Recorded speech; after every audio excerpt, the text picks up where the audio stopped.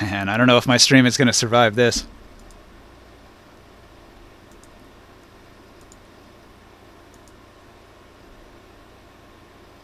It does seem to be up.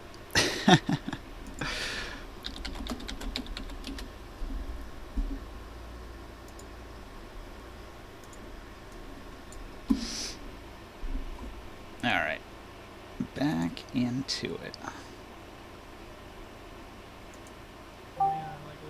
Alright, somebody say something.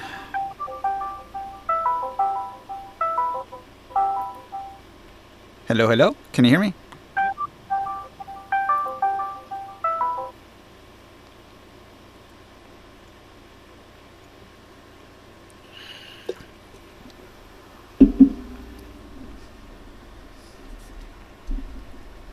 Are you phoning Sia trying to wake him up? I'm still here. Somebody's calling you. Yeah, it happens a lot.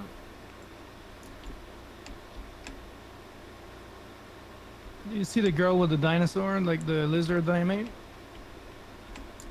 Where is it at? That would be from Yeah, over here. Oh, it's the Beastmaster. That's cool. Yeah, where's Joe? He should see this. Can I use my master Pokeball to steal her lizard? Oh, she would hate that. She'd be so mad. Can I use my necklace of beast domination? Yeah, probably, yeah. That's what it's for. This druid seems to have some vines growing out of his torso. It looks a little painful. I want to have like an alternate character that like my alter ego self in my, what was it? Was that my necklace that I just got? That he involuntarily uses my own magic to use alter self spell, which I can do at will now as a level 17 druid. Mm-hmm. Let me guess. If his different username is Warg. Is that upside down M? Just Warg. It's Wumbo. I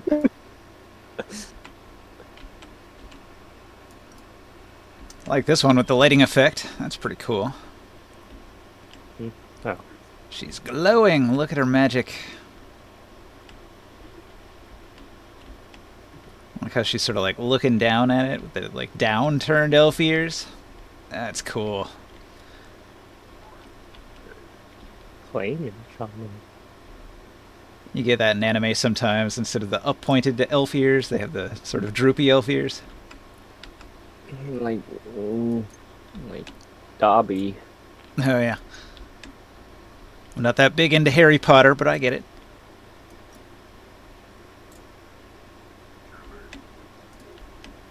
Dean Water Cleric.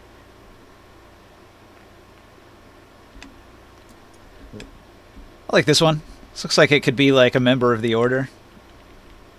I mean, he's sort of dressed like a druid, or maybe even a bad guy, like a defiler or something. But I would probably do like this as a Scion character.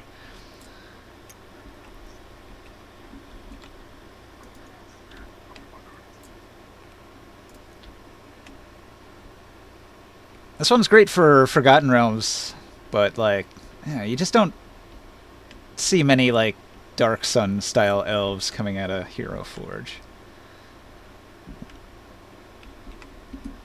I mean, it's pretty hard to nail down exactly what makes a Dark Sun elf, because they're still elves. It's usually like their clothing that does it. They wear like, I don't know, it's almost like bondage gear. Yeah, they wear a lot of rags and shit. They wear like skin tight, weird leather outfits, like bondage gear, like some sort of like German cracking that whip sort of gear, like fishnets. It's very bizarre if you look at the original artwork.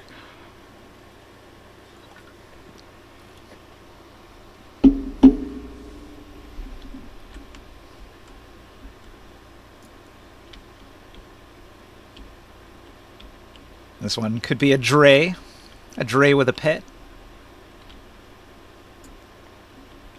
I was thinking it could be one of those Dre. You know the lizard people we saw in the cave, but is there a druid that's hiding in there? Yeah, Like underground druid. for sure. I can see it.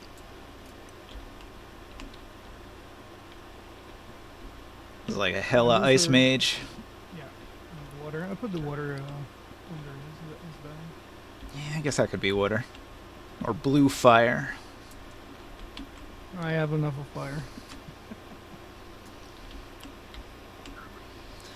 Boy, look at this Uggo. He's a mystic healer hermit. Why is his face so wide? He's an ugly fuck. He fell out of the ugly tree and hit every branch on the way down. He wasn't just beaten by the ugly stick.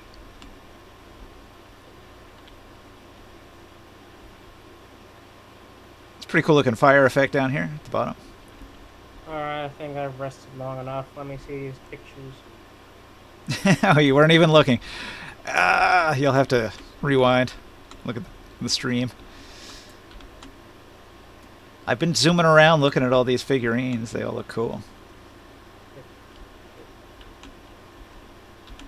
I think out of them, this one's my favorite so far. She's got this cool glow on her magic effect, and she's looking down at it, and she's got freckles. Oh, well, I can't look at it because the ads came on. Yeah, watch those ads. Give me that money. Just Do you kidding. even get paid from this? If you have like 1,000 viewers or something, I don't know. I haven't gotten there yet. Oh. Wait, why are they bothering showing the ads? Not giving you money. Yeah, that's how the scam works. And even when they do give you money, they keep like 30% or something. And John Bezos needs another yacht. Okay. I know, and a bigger one than the last. It's got to be like a 15-decker yacht, 3,000 employees on it, and then they all get botulism.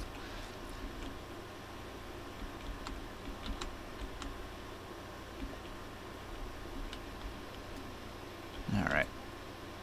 Those are the fire clerics. These are the shipmates. This bag is 21 NPCs. This one is spies and earth clerics. A ring sight bag. Do you have like one bag to rule them all with everything in it? No. I do have one, but it's like big fucking. I split them because I didn't want everyone to have to look for everything. Their own, everyone that got their own bag can save it. Well, I'm gonna make things tough for a moment here. I can always bring back the bags.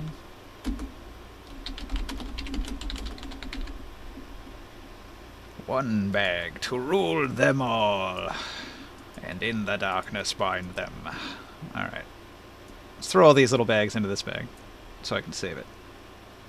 And then we can take them back out.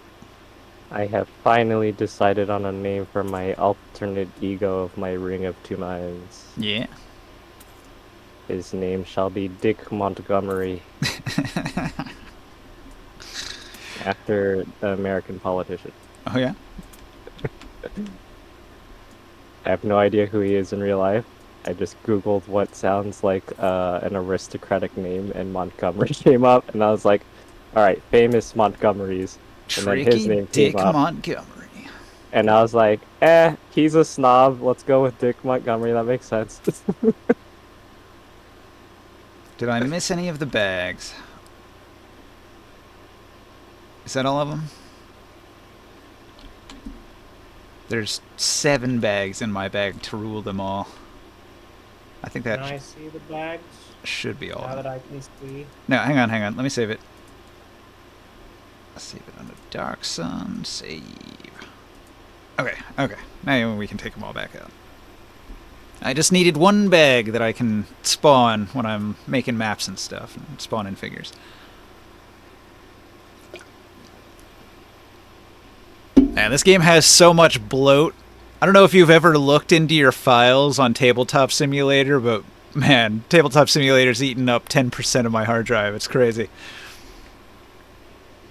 Is it because you saved Yeah. so many things? I saved so many things. I've opened like thousands of mods on the workshop, and it's got all of the tables that I've ever opened saved as loose files in there. Everything I've ever looked at. Going back Yeah. probably 6 years. You don't go and delete the old tables, or do you reuse them? I can still reuse most of it. Like, I can spawn everything in. Some files don't work anymore. That's a problem with the older Okay. stuff, because a lot of things that were on the workshop got deleted for copyright reasons. That or the textures were uploaded to websites that went defunct, and when they no longer exist, you can no longer link to those files, so the models load up with just no image, and it looks like crap. Gives you a ton of error messages, that sort of thing. Some of the files they disappear too. You know, a lot of the figurines I made, I saved over time, and they just disappeared after a while. Yeah, that's weird. I noticed that Yeah, when I you started remember getting that? loading glitches where they'd just be a white box all the time. Yeah, so one thing I've started doing is, well, I do have all my files anyways from, like in a folder, separate folder, so I can reload them back in, but it's kind of a pain in the ass.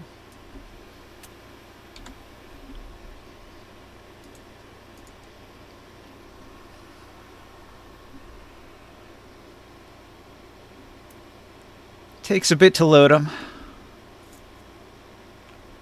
Here's one I wanted to look at when you were showing me the screenshots. I thought this one looked cool from a distance, but I couldn't see the details, so I'm going to blow it up big here.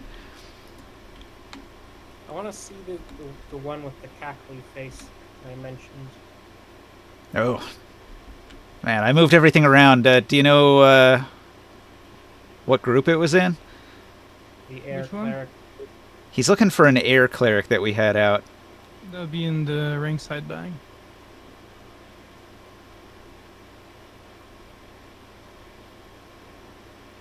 Ah, this one.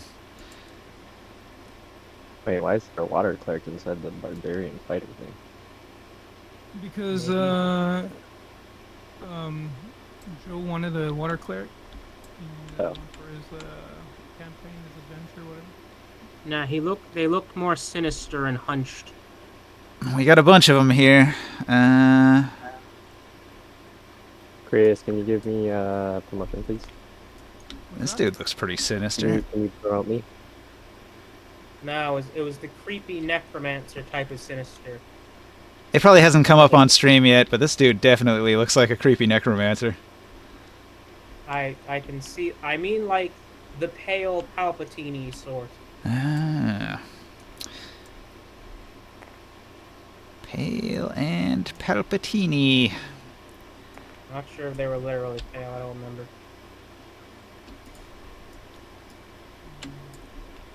Was it this guy?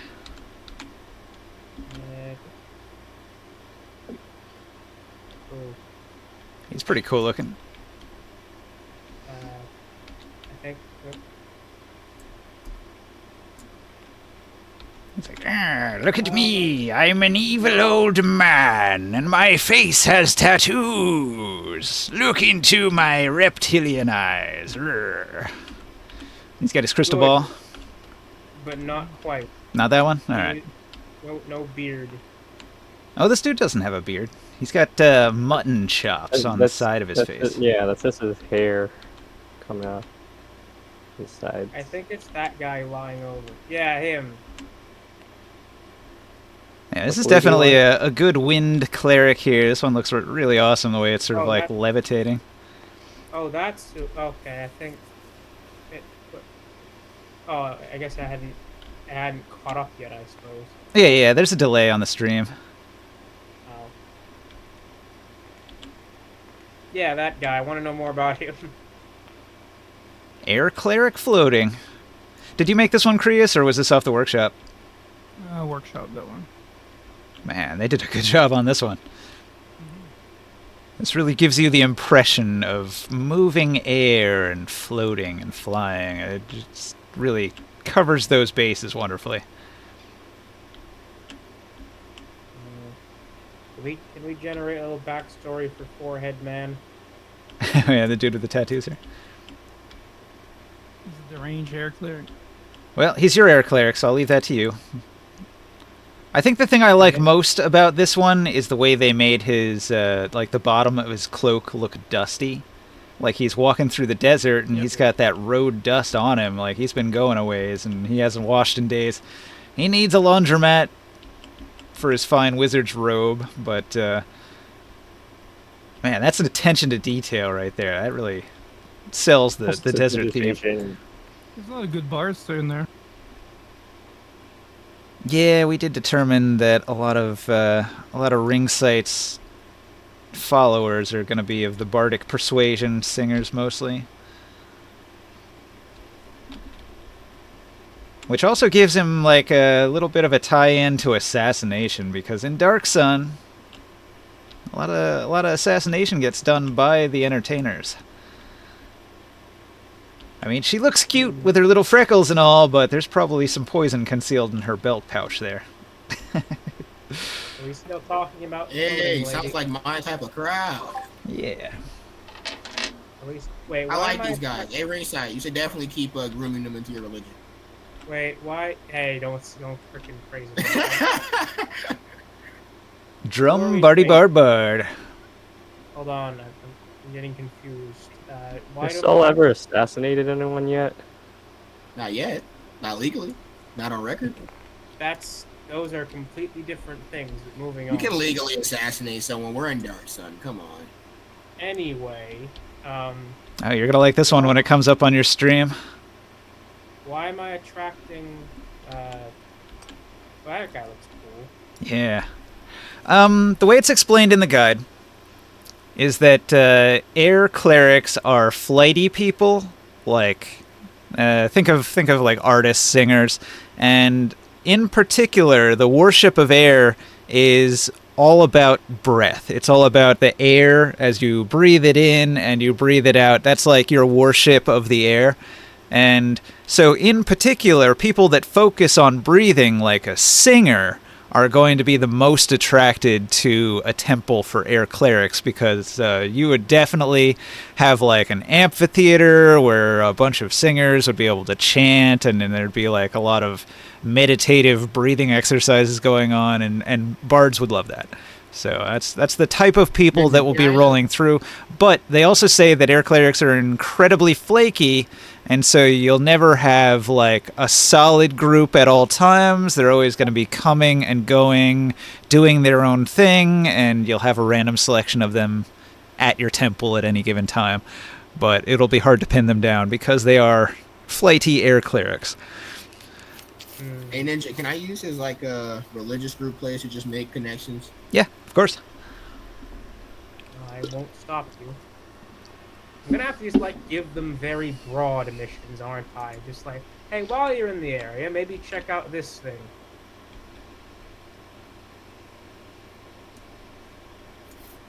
I don't know any. You roboted away. Oh, I'm glad it's not just me. I thought that was just my bad internet tonight. Yeah, what Ninja? Wait, I'm cutting out. You went robotic a little bit. Oh, I said you guys might be bards, but I'm the bard. Okay. You are the bard for sure. He looks at me. Wait a second. Hang on. What are the Dracomon again? It sounds like a Bakugan ritual.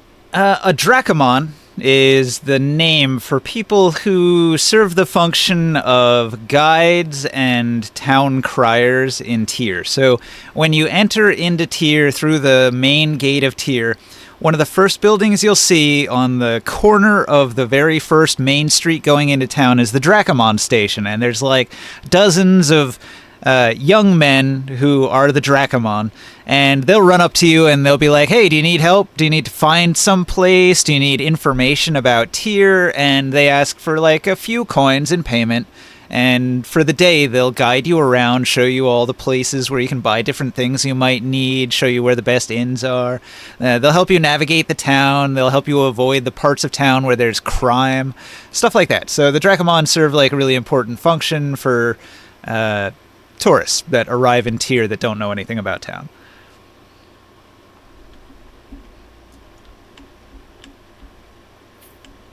I really like this figurine here. Like, his shoulder pads are friggin' awesome with, like, the snake on them. I haven't seen that one in Hero Forge. That must be, like, a new armor piece. Oh yeah, Okay. I made that one though. I love that. So, That's awesome. That is a really good one. And it's doing the thing with the dusty feet. two things. Hella One, good. I posted what my cult apparently currently consists of. For all its- Guides, messengers, bards, singers, rogues, mad mystics, veiled alliance, the order, and slave liberators. And they could be a mix of those things at the same time, like a bardic singer who likes to liberate slaves as a side gig when he's traveling to other towns. Or a mad mystic murderer who kills authority members. Yeah, stuff like that. I'm having a nice time. Second You're thing just was, like me for real. Aren't you a no. good character? would anyone like to roll up one of their boys or goyles with the backstory? I'm leaving the offer open so I don't just take the stage.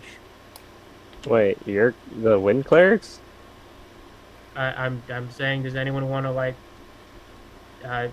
use that random generation stuff to make one of their sidekick henchman people? Maybe everybody should just make their own NPCs.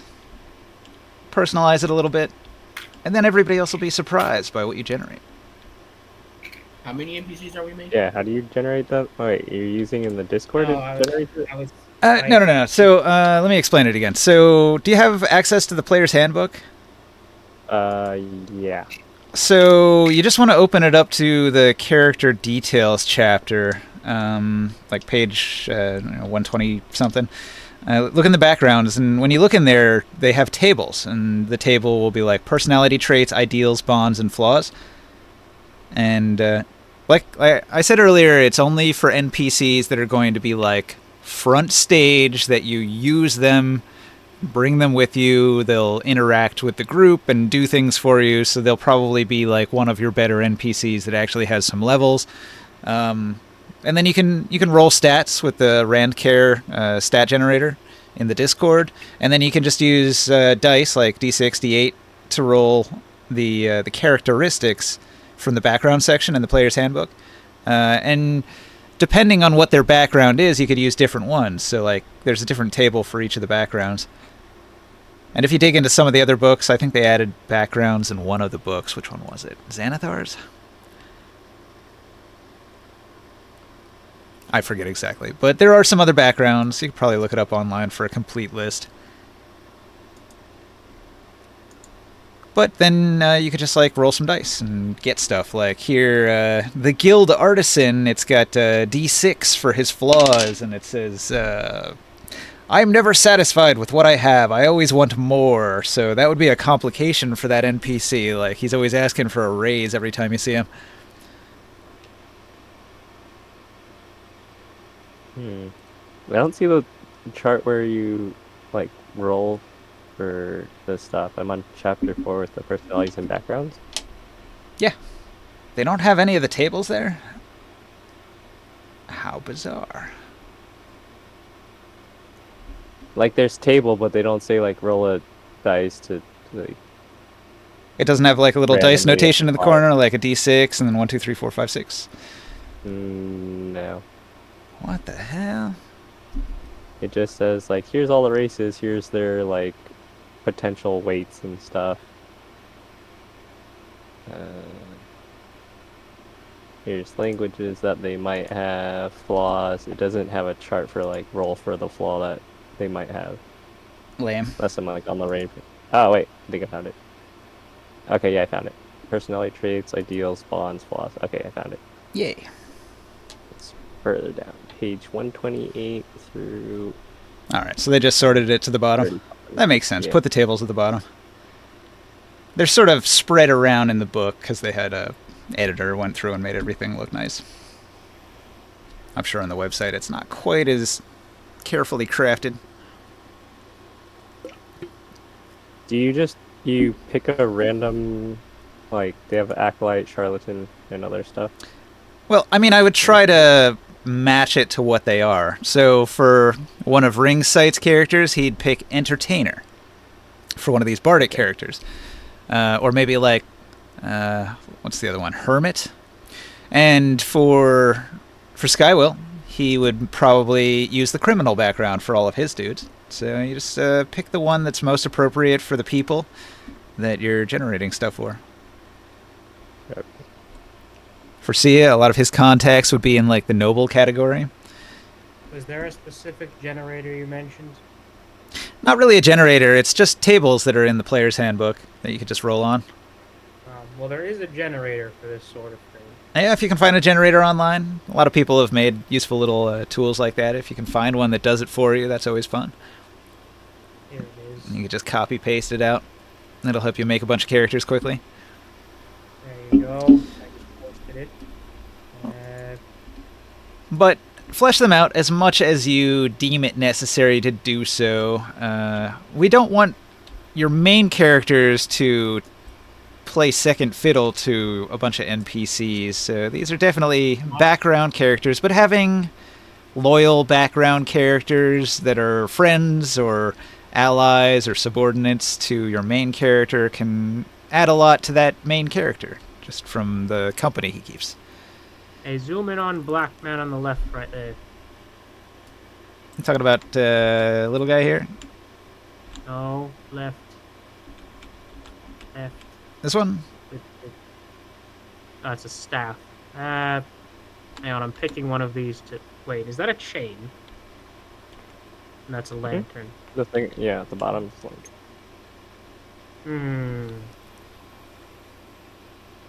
I'm gonna do the lady first. I mean, the one to the right of them. Boy, look at those eyes. She's got some weird eyes.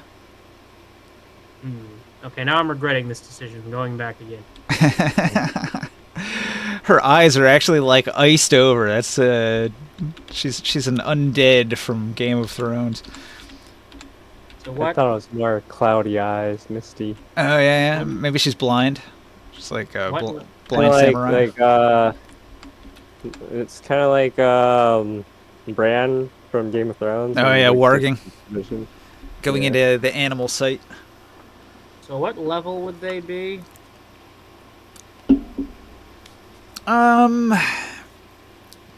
That's a good question. There's probably a table in the followers section, like SRD followers, if you look that up.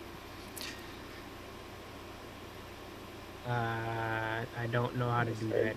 Okay, you go to your search tab in a browser, and you type the words SRD space follower, enter, and you click on the first thing that comes up. SRD leadership wiki. Leadership works too. I think follower links to it. I'm gonna try the leadership wiki bit. Okay. You have to be at least level 6. Oh, there we go. Several So I factors am- with the leadership score. Now, would it Character depend level on... plus charisma modifier. Is this assuming that I share their level? No. It's got a process to it. It's got a table, and you have to figure out based on your charisma. Your charisma is really high, so you should actually have a good number on this one. Yep. I had misspoken. I meant share their class. No, because like I said, they're bards and hermits. Some of them might not even have class levels. Like a variety of people. Wait, I will assume leadership translates to charisma directly. Should be, What's your charisma modifier? It's 5, right? yes. So it's character level plus 5. Why? So you got a 22 on your leadership score, which is incredibly good. And then it gets further modified by your renown. So, like, if you're recruiting people in tier where... Well, wait, I forget. Is Ringside actually originally from tier? Was he there when No. we had the... Okay. Well, like me, Krius, Sol, we would have great renown in our city for being part of the the slaying of the Sorcerer King, and also being part of the war with Uruk. So with that +2 mod, that puts you all the way up at the very, like, almost the very top of the list at 24. Not quite the top. 25 plus is really the highest point. You'll get that next level. But for now, the highest level character that you could take on as a follower would be level 6. And it says you could That's have it? one level 6 person in your group. Okay. So you got one level 6, 2 level 5, 3 level 4, 6 level 3, 11 level 2, 110 first level. So you can't recruit anyone above 7th level. A 7th level person would probably be a powerful adventurer that wants to go do his own thing and wouldn't be interested in working for somebody else. The chart says 6th level. You can't have a 7th level or higher. Yeah, it caps at All right. 6. They didn't want you to have level 7 people.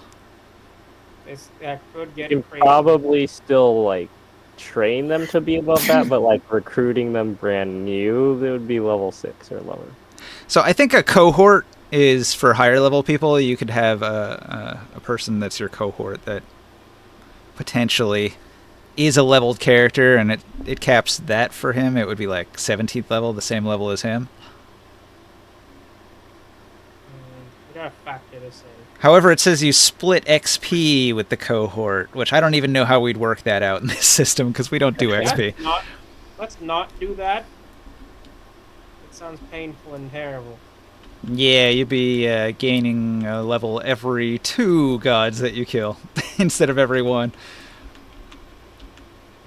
Well, fairness and generosity. Well, I think that tracks. Special power.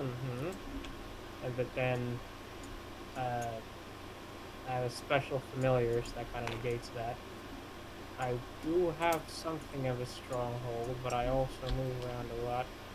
So I think that all balances out.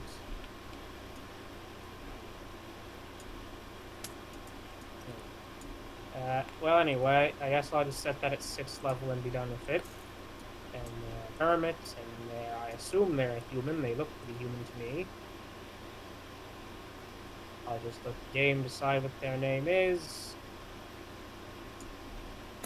And let's see what happens. This is for Stormy Eyes Woman.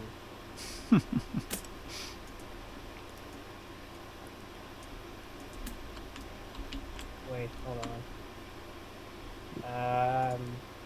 It's saying I can add magic weapons and junk. To your followers? Yeah, people that you attract to your cause, if they're high enough level, they would probably have a few items of their own. Just don't go overboard.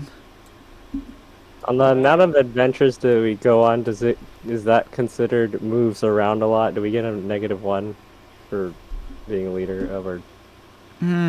It's been a while since you took extensive downtime in town. Since you're mostly not in town recently, yeah, it probably would give you the -1.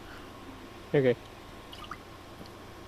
And I'll just set the technology age to... But tier would technically be our base of operations, or the fire temple, or whatever. Yeah. As heroes of tier, it is considered your base of operation. Okay. Oh, that name's atrocious. Dolinoid Izig. Oh, Jesus.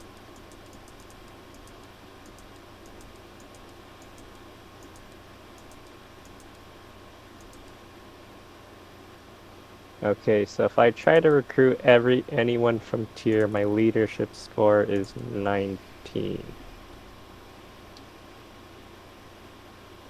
Unless they have a familiar, special, amount, or companion. Or have different alignments than me.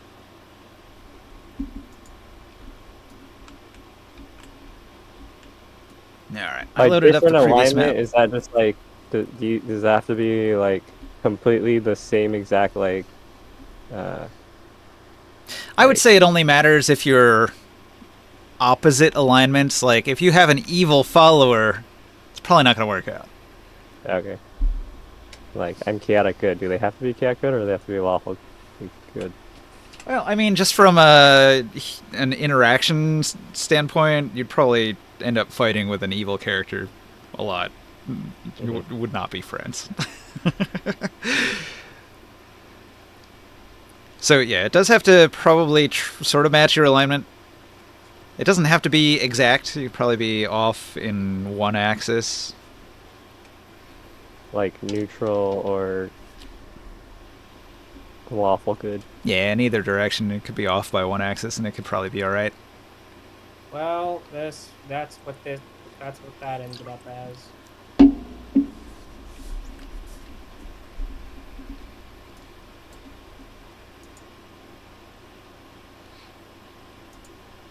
Let's take a look. Dolinoy.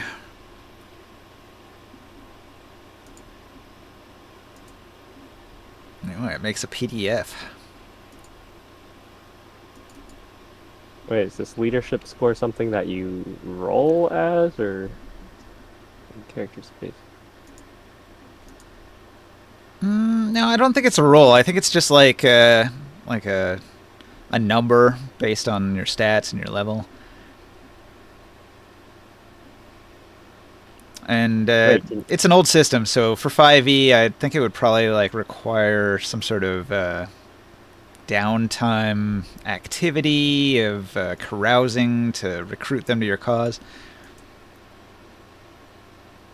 Sort of like when Sia goes and he makes contacts. It would be like that. Like a new character that you join to your guild would be like a contact, but a contact that you take to the next level by hiring them and keeping them around. Whereas like for a normal contact from your downtime, it would just be a one-shot or they owe you a favor. But here you take that and turn it into a more permanent arrangement.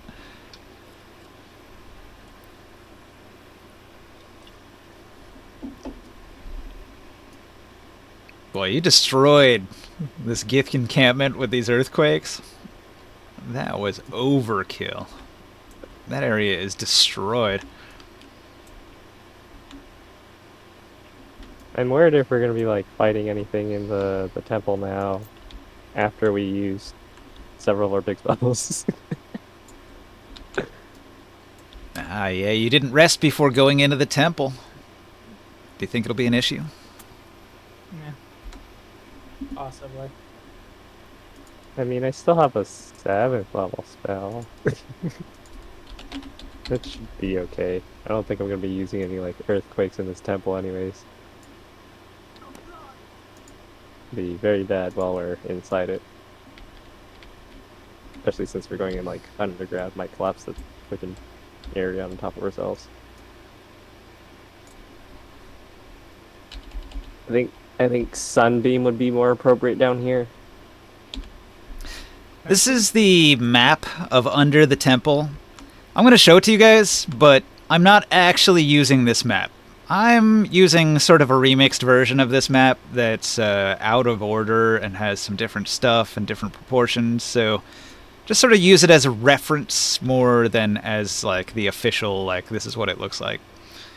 But basically, last session you guys descended from 1, which was the northern room that had the trap door, and you went down there, and you sort of went down a long hallway, and then you came to a door, and that door is this door here. So I sort of skipped this whole section in here, 2 and 3. I went right to 4, and I said, so this is the door that you found. And off to the side of that door, there was like this wormhole. It might be a confusing word, but I literally mean a hole dug by a very large worm. Oh, it's like a detour. So that was the door, and you ended up like going through that door into the room. You never explored the wormhole. So you skipped that section 5. You haven't gone into there. You went into room 6, and when you walked into room 6, the first thing you see... Let me spawn him in here.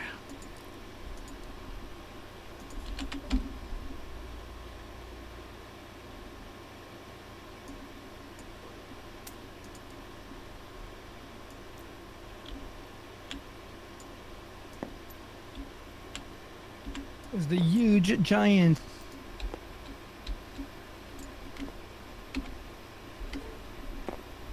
I'm going to zoom in on this because they're pretty cool looking. So, when you enter the room, the bones of giants are everywhere, covering the floor across an enormous room. Just imagine like a grand hall with huge ceilings, like cathedral tall ceilings that go 30 feet up into the air, and the ground has like a foot of bones. So you have to like almost like wade through it like snow.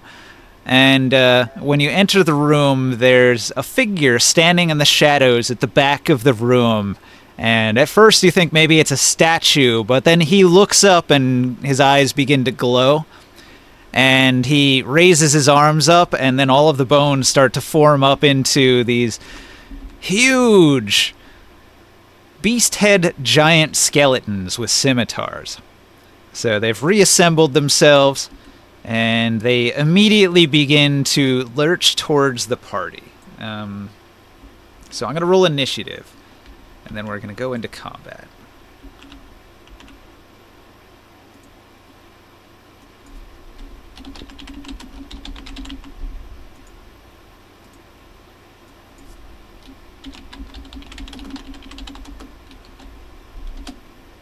Does anybody want to roll a perception? Yeah. Perception plus 12. What's your natural now? Like 22? Proficiency's plus 6, right? Yep. Okay. Yeah, my natural's 22. I rolled really low. It's 15. I got a 29. Well, you still have 22 anyways. Oh, okay. You have a minimum of 22. All right. So anything over a 20 is going to detect some things about this undead figure. They're dressed as a Templar knight. So a extremely high-level minion of one of the Sorcerer Kings. You can tell that he's not alive. This is an undead Templar knight. And he looks incredibly ancient. Like, you don't recognize his armor as being iconic of any particular Sorcerer King that you remember. So this is something from a bygone age that was left here. And he seems to be in control of these undead giants. You can tell that energy is wafting off of him. And that energy is causing the ground around him to freeze over with a layer of frost. But there's also sort of like a dark aura of evil that is triggering Ring Sight's sensing evil. Like, he can tell right away that this is a powerful, chaotic, evil defiler that means you incredible harm. Huh. Well, he means bad news. Well, Grimorn, if he's looking a little frosty, maybe you should warm him up. We'll see. Wait, which part of the... Wait, we're in this catacomb map things, right? Room 6. I'm pretty far down the list, so nothing you can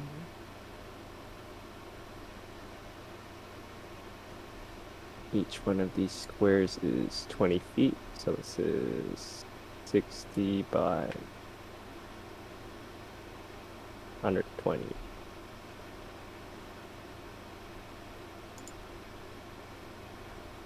Here's an ambience called Lord of Bones. It's probably fitting for this.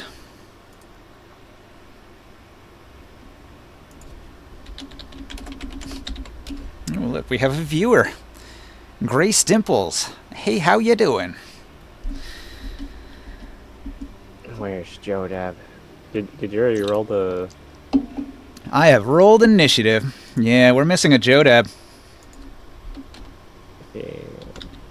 And Orin. Probably lost in the world of Evo. Eco, you mean? Aware that people Yeah. Man, that game's not even cool. Yeah, I guess I'm just too old to be into Minecraft likes, I guess. I just never... I missed that wave.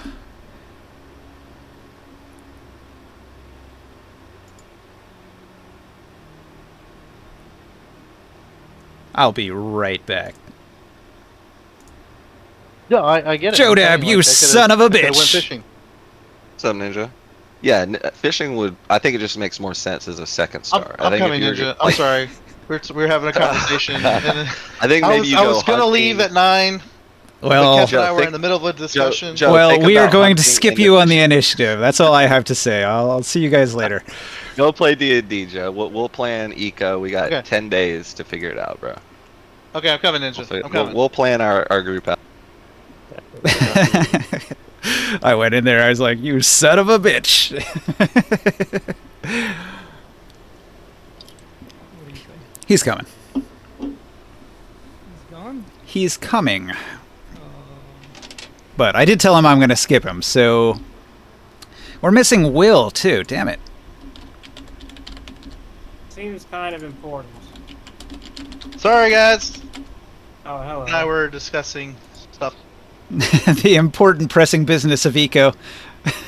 Well, I mean, we were in a when I was getting ready to walk out of the conversation at 9 o'clock.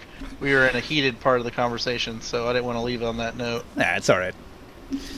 Like we were actually kind of like he was getting mad about some stuff. I was like, I'm trying to tell him like I wasn't mad. I'm not mad. Yeah, you might have had a little more Yeah. time, but you came up first on the initiative, unfortunately. Well, of course it did. You know. What are we doing? I'll give you the quick recap. Last week, you entered the dungeon. When you delved deep into the dungeon, you walked into a room full of bones. There's an undead Templar knight. He animates the giant bones of the beast-head giants that died in this room, and he sends them to kill you. So they're approaching you murderously with their giant scimitars to hack your head off. And he just stands ominously in the background, spreading a layer of frost from his body into all of the surrounding bones. Okay, so what's been said already? Nobody's done a thing. You're top of the initiative. You're first to see the undead rise. Do you wish to rush in and hit one of them? They're big. They're bigger than you. These are huge, giant undead. I'll yell some like focus on the big one. The big one. Which one's the big one? The glowy Sorry. evil one. Try to join. I'm joining the table. 1 second. I'm giving. Where's that? I wish I had, like, a map I could use for this.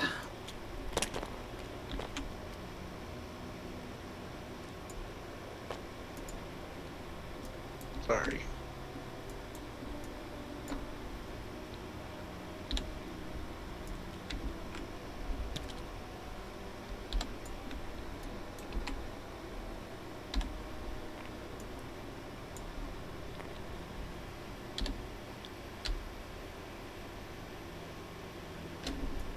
Alright, so I am going to improvise a little bit.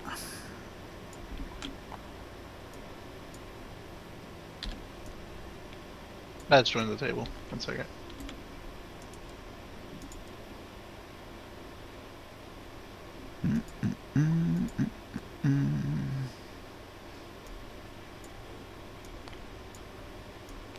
Is this the map, the Under Temple?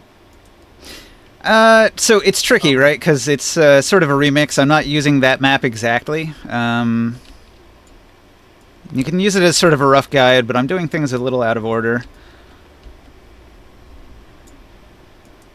Like, you sort of skipped this maze in the middle. I didn't feel like doing it.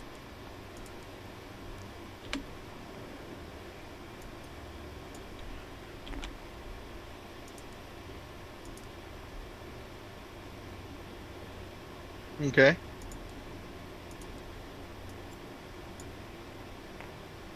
So what are we doing? I'm building a We're little up against dungeon.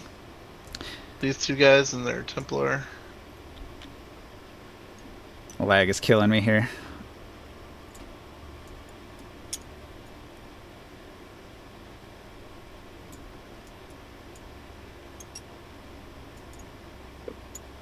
Fucking grid snap.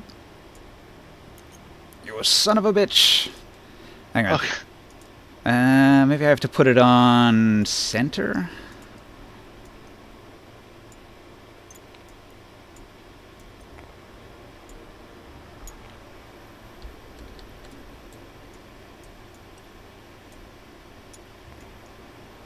Man, this sucks. This sucks balls. Why does this grid snap not work at all? So there's two big skeletons and a defiler looking skeleton guy. Okay. Very small, there's one main guy for sure. He looks eviler, bigger than all the other ones. Eviler. It's not even a word, but whatever. Change of plans. Let's see here.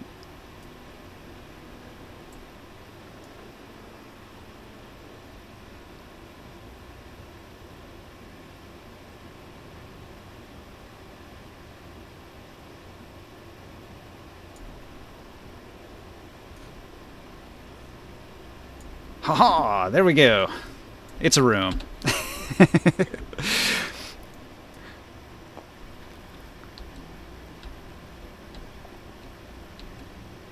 Alright.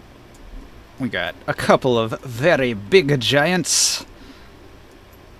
And we've got a much smaller Templar. Call these 10-foot squares.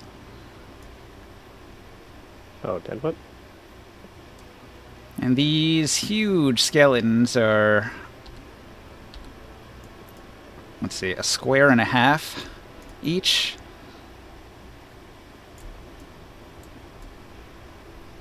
Okay, so we got a Jodab figurine on the table somewhere. Here it is. Taurus approaches the enemy. So we'll say you come in through the door here, Joe, and it's 10, 20, 30 feet to the first giant. I imagine that's where you'd want to go, right? Or do you want to, like, circle around? You might be able to go around him if you want to go after the Templar himself. Oh, we're already in initiative and stuff. Yeah, yeah. You are first to go. I'm gonna rage. I would like to rage. So I get my 25 movement. And I am going to use my action to use my ring, so I go invisible. Because I'm assuming I'm not invisible right now. All right. Stealth mode engaged. So that's my action and my bonus action, and I will try to move. So these are what? 10-foot 20-foot squares. 10 foot. 10-foot squares. Okay. So I have 60 movement. How tall is the ceiling? 30 feet up. And how tall are these guys? They are huge, so 15 feet tall. 15. I'm 15 feet tall. Well, 14 feet tall. The inch that matters. Okay. Maybe a whole foot, but yeah. I'm going to fly up 30 feet and then fly, like a Superman pose, 30 feet above them. Okay. So you are hovering just overhead, invisibly? I'm basically touching the ceiling. Gotcha. Basically, I don't want to actually touch the ceiling and cause a disruption, but I'll be there. All right. We got no Will, so I'm going to say Will rolls a stealth. And I'll just make a little note. He rolled a 10. Bam. So Orin sneaks into the room, and he dashes to get around behind the giants. And he doesn't go in for the kill this turn, but he just positions himself. I'll say he's in there somewhere. Let's see. Where's the Orin figurine? Here it is. He'll probably join us in a bit. Getting a little bit of lag. So let's see here. 6 squares. He's gonna go 1, 2, 3, 4, 5, 6. So he's crouched down, laying low in a pile of giant bones, like crouched behind a huge rib cage, peeking his eyes through, looking towards the Templar Defiler, standing there, resplendent in his blackened armor, decorated with skulls, holding this wicked longsword that looks quite menacing. Alright. Soul, you stand in the doorway. What do you do? Yo. Alrighty then.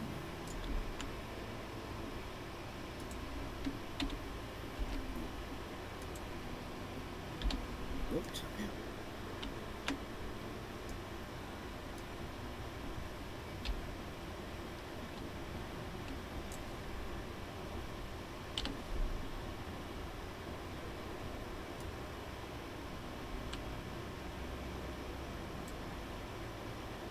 To the face.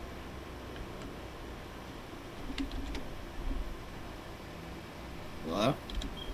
For some reason, when I hit 2 on this door, it disappears. So I'm just going to leave it as it is. Well, are you guys speaking? Hello? Can you hear me? Hello? Yep. Yeah, you're choppy a bit. Let's see on this one. You must have a big storm in your area.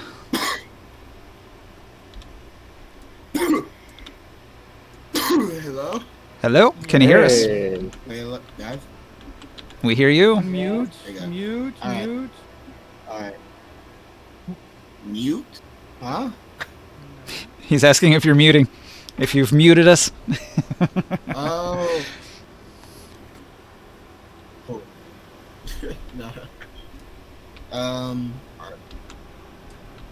Are these guys?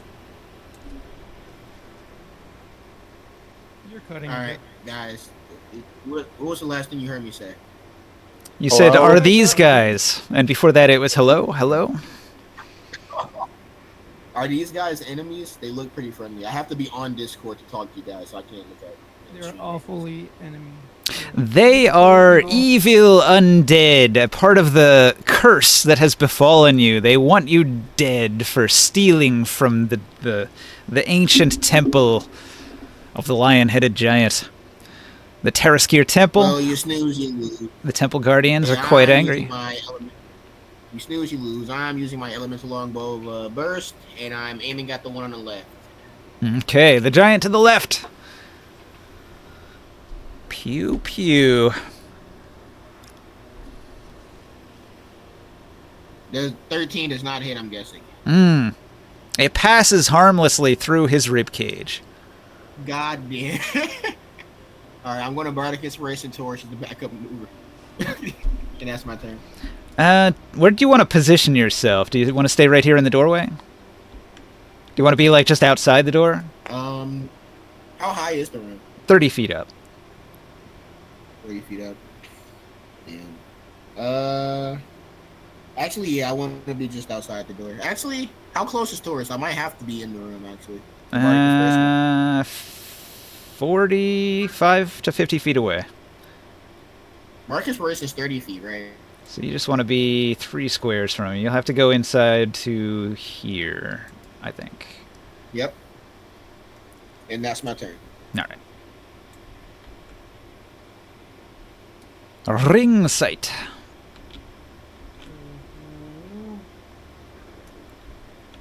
Grab your figurine, plop it down in front of the door. Bada bing, bada boom. What do you want to do?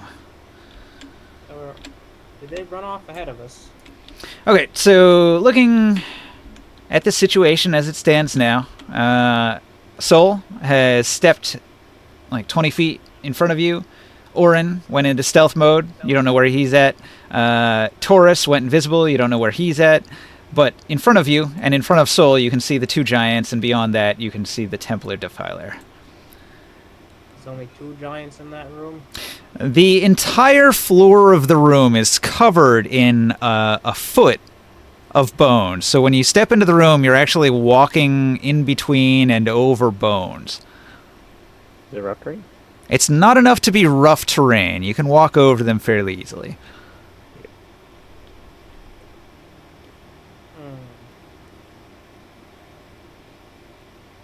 Or maybe I should say you can walk between them fairly easily without having to disrupt your path. I'm gonna open the door. Oh, it's already open. People went through it. Do they look like they're moving to kill me?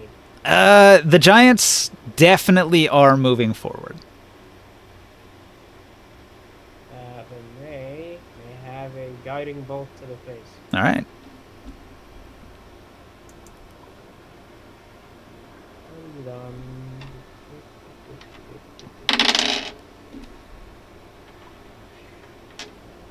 What was that?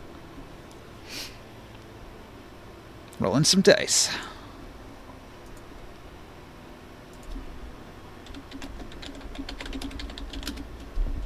Well, I missed. I'm pretty sure I was a 4. 4. Yeah, 4's not good. 4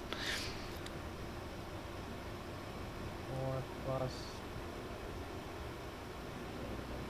attack roll, so 15, but that's still bad. Yeah, 15 does not hit. What a shame. All right, you tried. Do you want to do anything else? Do you want to move?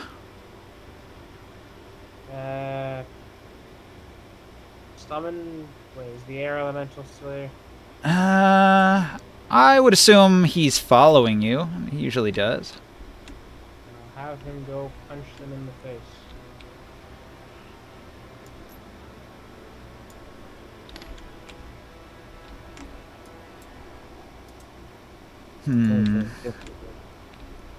What did I do with that air elemental? Oh wait, that's a greater one. Yeah, I didn't want to use the greater one. I want to use like the thinner elemental. Yeah, I guess that'll do. I'll put him here.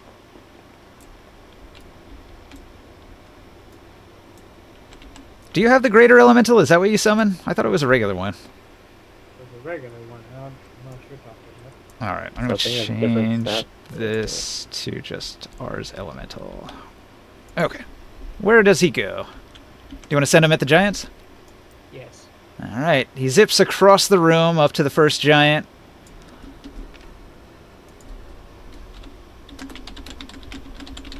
Here, let me copy paste regular elemental stats. There you go.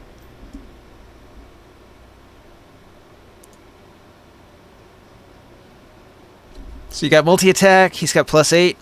Roll me some dice. Bam, bam. Unless you want to use Whirlwind instead. Do you want to try that? I don't see what good that would do. It would just move. Yeah. Oh, no, they're too big to be moved by that, I'm pretty sure. They're really strong, too. Okay, so just a slam attack. The elemental makes 2 slam attacks with +8.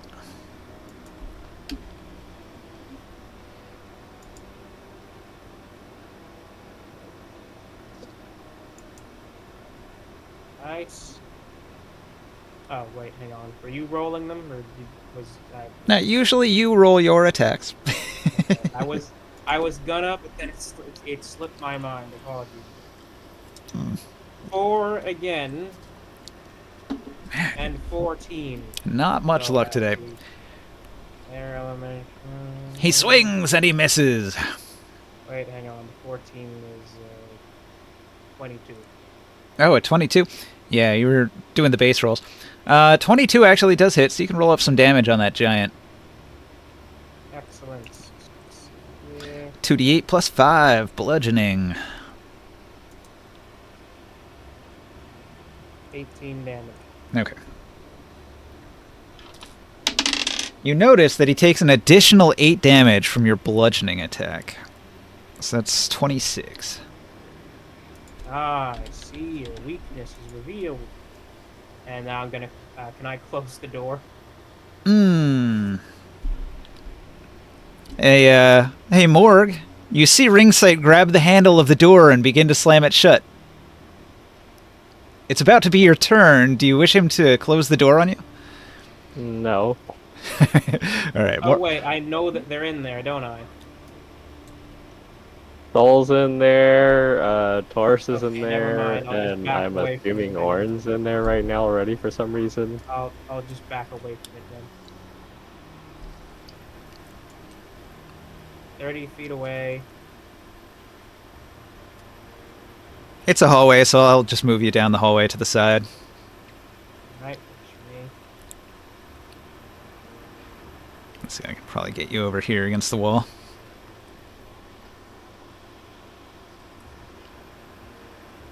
Maybe even further. Yeah, here works. Okay. Morgue. Alright, I'm gonna move 30 feet into the room.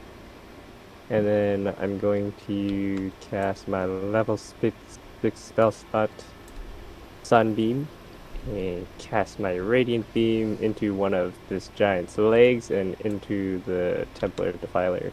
Okay. They need to make a Constitution save for DC 23, or they take D68 damage. If they're undead, they have disadvantage on the saving throws. Oh, interesting. Okay, I'm gonna take those rolls back. They actually have advantage from magic resistance, so they'll cancel out. So then it's gonna be a single dice roll for each one.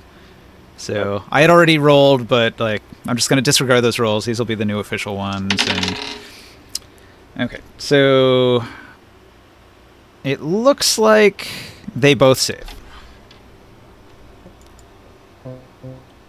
So then they take half the damage and are not blinded.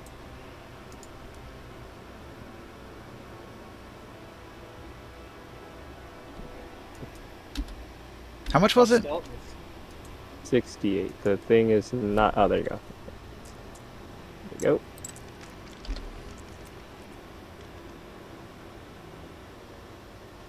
And 15. they take 30 points. Yeah.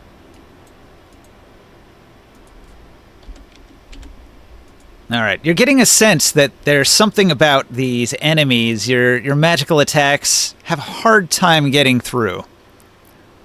So you can tell they have magic resistance going on right now. How many of these giants are there in that room? 40, but there's only 2 that are standing. Oh.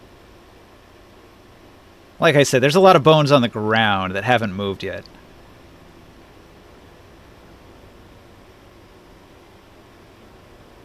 Tell the party through our mental link that they have some magic resistance. If the Defiler has equipment that you can see on them, take it.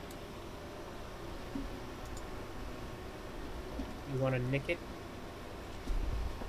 Oh, I'm nicking. Hey, Skywell. Hey. Hey, Skywell. Because you weren't here, I had you roll stealth, dash into the room, and hide behind a ribcage with a 10. I appreciate you. I think your skills don't let you roll lower than like a 25, so even with a 10, you probably have a 25 stealth, right? Right. Alright, so then Beast Giant's turn. Actually, at the end of your turn, the Templar Defiler undead creature at the back of the room uses a legendary action. He waves his hand, points over towards Morgue, and the bones standing next to you get up. Oh. And then it becomes the giant's turn. All 3 of the giants are going to attack. These 2 over here, they're going to make 3 attacks each against the air elemental.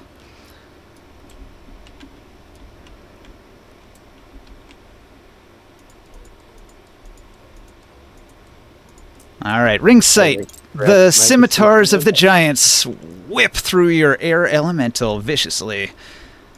Swish, swish, swish. Okay. Well, They have +8. All right. What's the AC on an air elemental?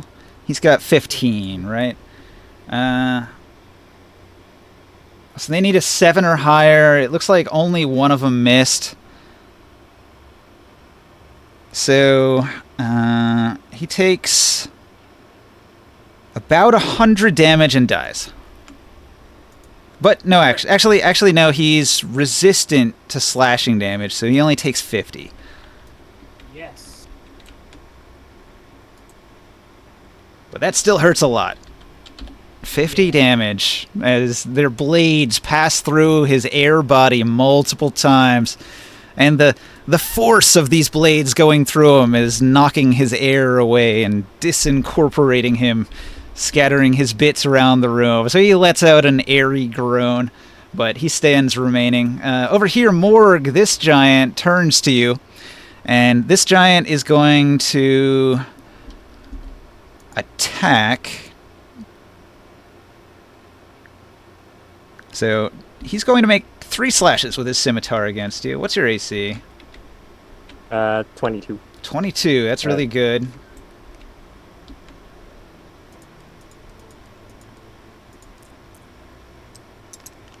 I need a 14 or better to hit you.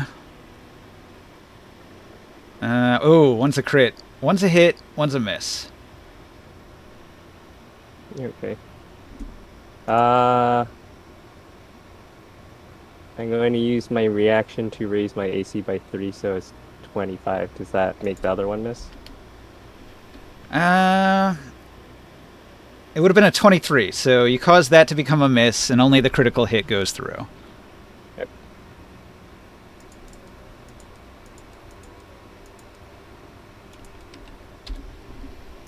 Critical hit's still going to hurt pretty bad, though. You get hit for 32 slashing damage. Oh, ouch. 32, that puts me at...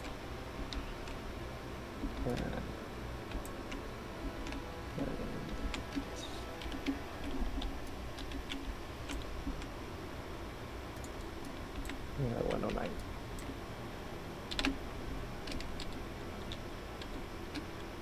Set up my cameras so I can get back and forth between the dice roller and the board. I raise up my shield and the fist and clench my ring and protect me from the other one. That was a nasty attack. This thing is very strong. Grimorn. I need to roll a con save. What Yeah, was the ordinary, thing? Is it half the giant. damage if it's above 10 for the con save or something like that?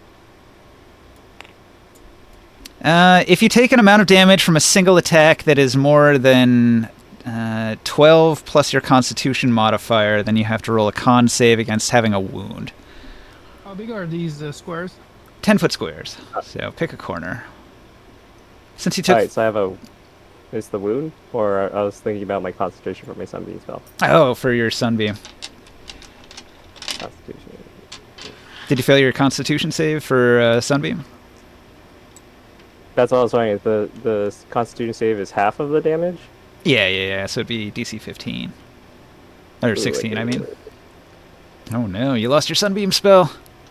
That's bad. Oh wait, if it's plus... If it's a save, then...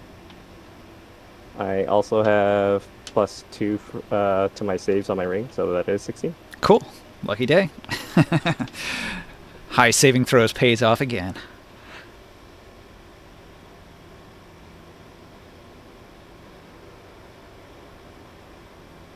But do also roll for the wound. What's the DC for the wound? It's also fun. I think it's 15. Yep. Let me look. The wound for the wound is 21.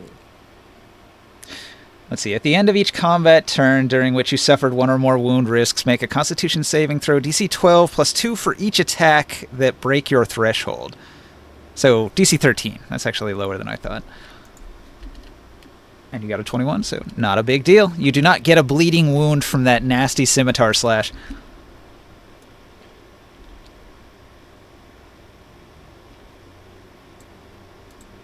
Alright. So Krius seems to have moved into the room in front of the giants. What do you do? What does Grimorn do? I'm gonna fireball ourselves, like these two giants. Alright. Like the people around.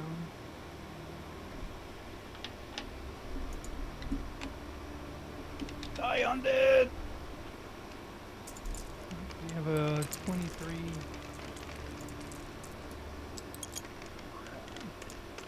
Rolling back the 1 and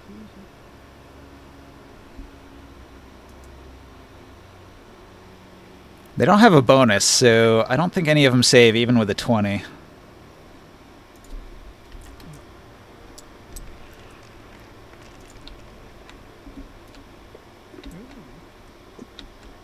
Uh,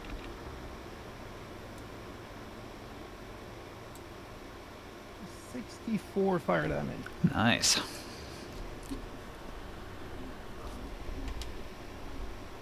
I got a lot of sixes. Holy shit.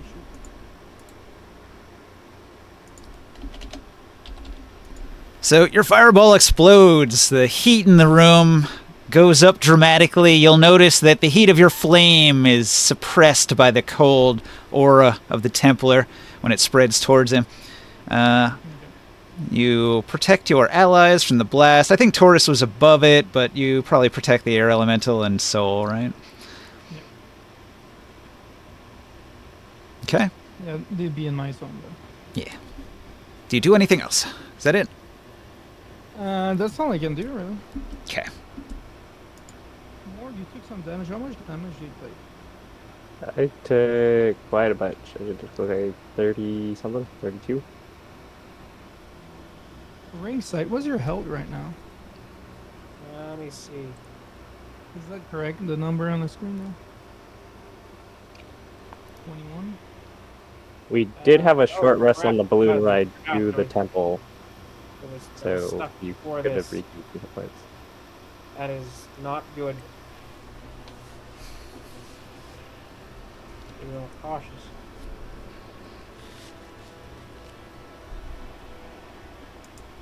You can heal a lot during a short rest, so you should probably roll some dice for that if you were low on hit points from the previous encounter. Hang on, how many again? During a short rest, I think you're limited to like, what is it, half your hit dice or something like that? Half. Yep. Okay, so that's... Where's the hit dice box? Where's the hit dice box? There it is, 14d6. Well, while he's rolling that, I'm going to do the Templar. The Undead Templar, he hasn't noticed Orin, he hasn't noticed Taurus, but he has taken a look. He's seen this fireball explode from Grimoire. The villain here, he's going to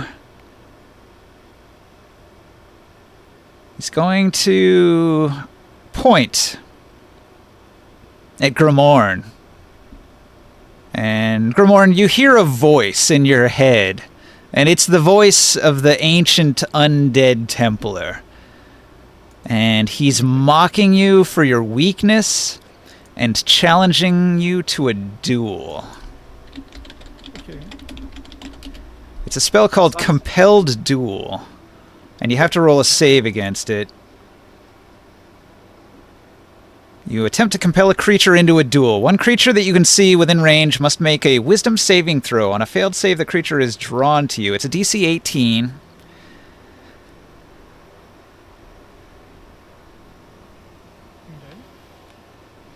Did you save? No, 1 second. What's my...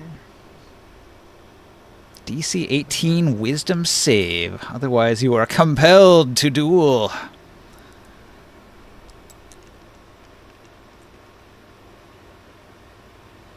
I saved. Okay.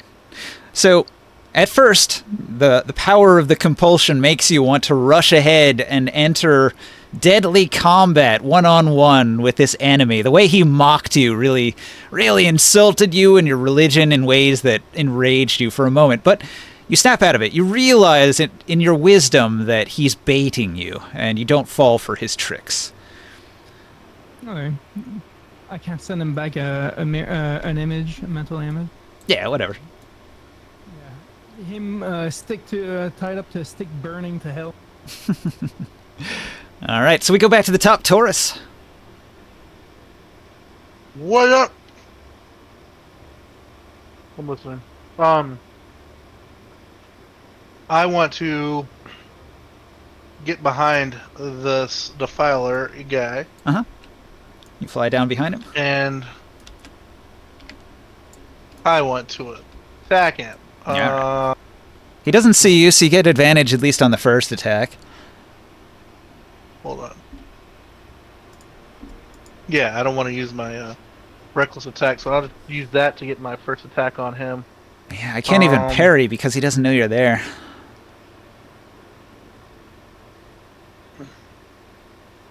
Sorry. It's pretty good.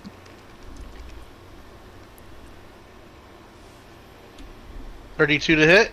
Yeah, for sure. That definitely hits right in the back of his plate armor.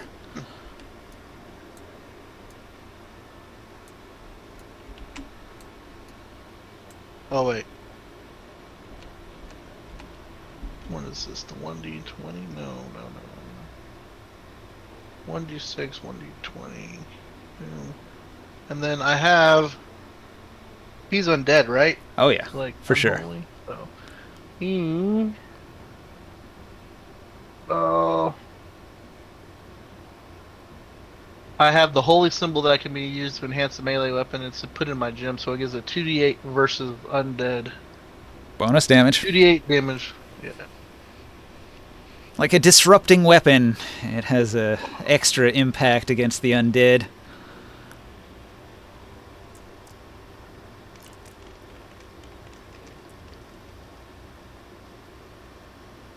$46 damage. Oh, whoa. I'm gonna re-roll that one. Oh, that's the fury.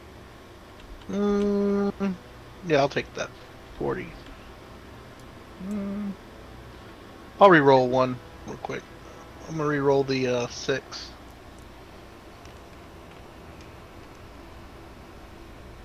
I got a 6. What the fuck? Okay, so 46 damage on the first hit. And I'll go ahead and roll my second attack. Normally.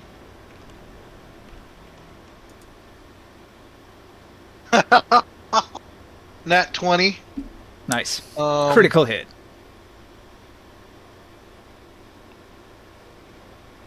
My brutal critical means it is... It's even exceptional, so you get that extra reroll in there. Where is it at? Sorry. I don't crit that often, but when I do... Oh, two additional, right, cool. Was that second attack where's reckless? No. It was regular. Because you weren't invisible for the second attack. Yeah, it was regular. I rolled it regular.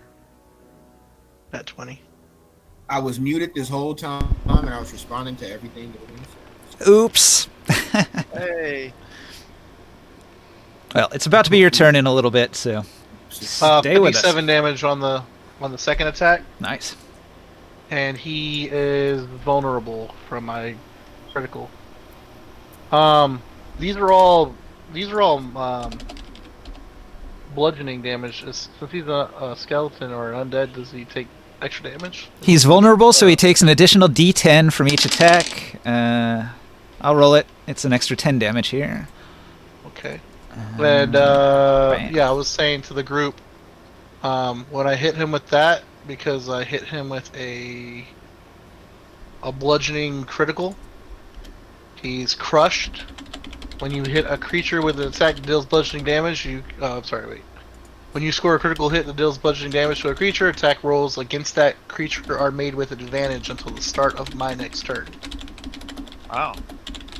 So everybody has advantage on him, regardless. Yeah, he staggers under the two hammer blows of an invisible Taurus that he didn't see. So, is this guy like standing up, or is he sitting in like a fancy villain throne? No. He is standing. When you entered the room, he was standing there. You would initially think he was a statue because he hasn't moved in centuries. But he's moving now. Doris, where did you smack him? In the back. So he just made a big freaking lich gesture, going, "Come face me if you dare."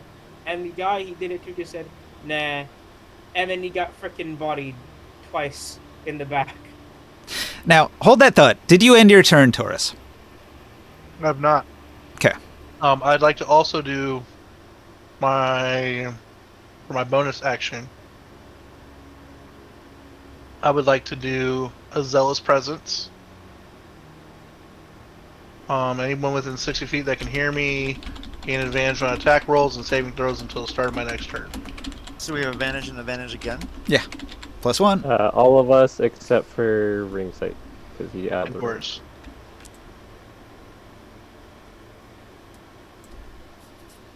Is that it? Oh, now you're my turn. Yep. Okay, at the end of your turn, legendary action, the undead creature sort of turns his head to side-eye you, and then he makes a gesture with his hand, and the pile of bones behind you stands up.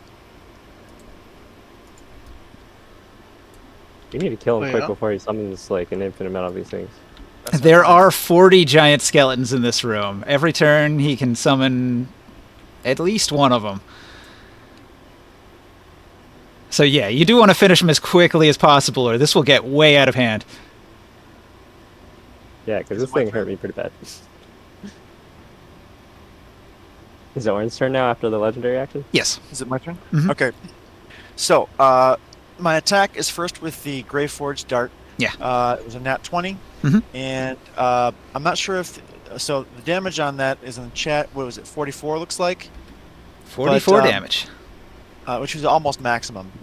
But do the psychic... illusory psychic damage darts do any damage to him? Psychic does work on him, yes. Okay, then this is coming up.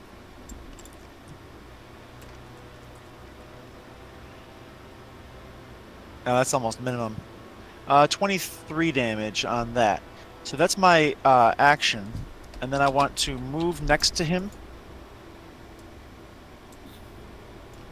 Okay.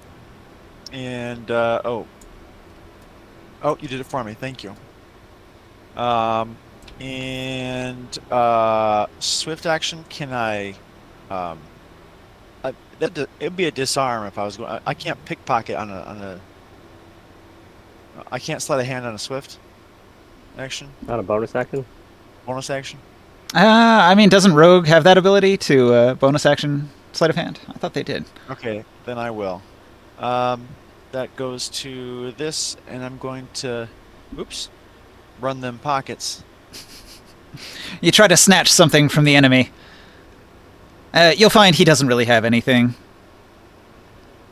Okay. Nothing to steal. Yep. I came up empty. Like, if you're talking about cunning action, the bonus actions are dash, disengage, or hide. Oh, really? I think, what is it? One of the subclasses gets it then. Thief, maybe? Yeah. Yeah, Okay. that's what it is. Well, either way, I am in combat, so he's flanked, and there we go. Okay. Bam. So, Yo, yo. Alrighty then. If it is my turn, I am... How close are they? 15 feet ahead. No, are both of them still up? All Are of there the giants are up. Yep. There are 4 giants and 1 Templar guy summoning even more giants every turn. And I just threw a dart that's multiplied into many, many darts, and they all flew into him. We are locked in combat.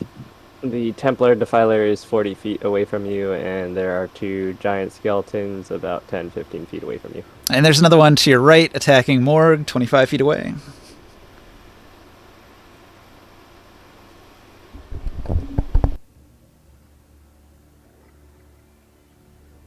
Okay, here we go. I am going to fire my bow at the same one I did last time. It's not slashing.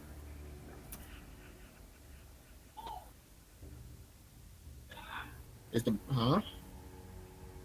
Am I doing something wrong? Here we go. 19. A hit. That hit? Yeah. Remember, you have 2 sources of advantage. Alright, here we go. That makes it advantage +1.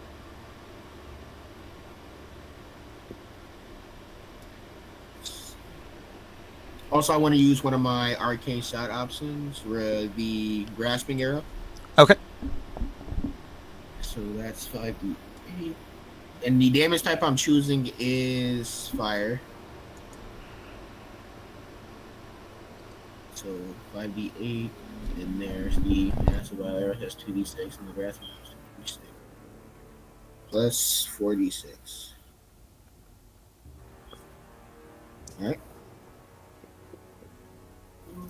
Then we get this. Damn. Put the wrong command in.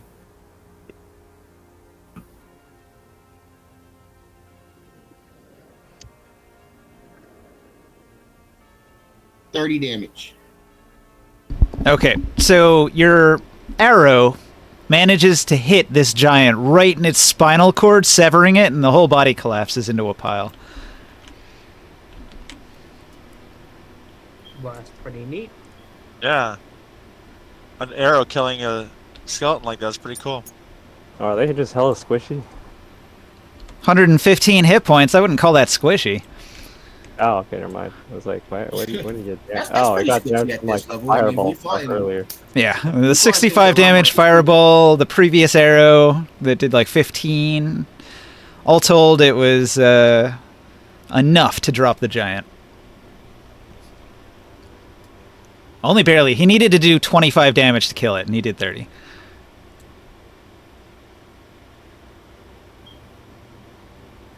Do you want to move? Me, no, I'm not in any type of danger, so no. Okay, you stay put. Ringside. Unless they all lock on. Yeah, I think none of them is targeting you currently. I assume you want to move back to the doorway, so I'll put you over here. That's your movement, 30 feet. Yes. So now you can see what's going on in the room once again. There's an additional giant than there was last time, but there's also one less giant than there was last time. So nothing's changed according to me. Well, I guess they shifted positions. Yes. You can barely see there's one that's appeared over to the right over there. And the one that was over here is still there, and a new one has appeared back there behind Taurus, who's fighting the Templar.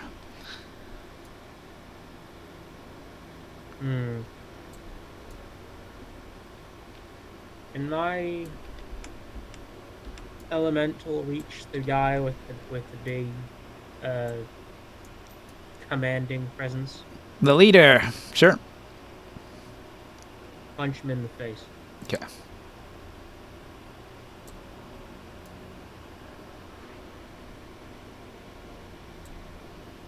The Templar Knight stands there in his heavy armor. Take this. That's 12 and 22. Total? Or what's your mod? +8? Yes, in total. Total. The 12 misses, the 22 hits.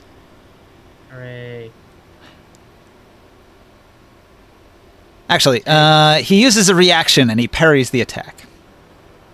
Frick. He gains 6 to his AC. The bastard.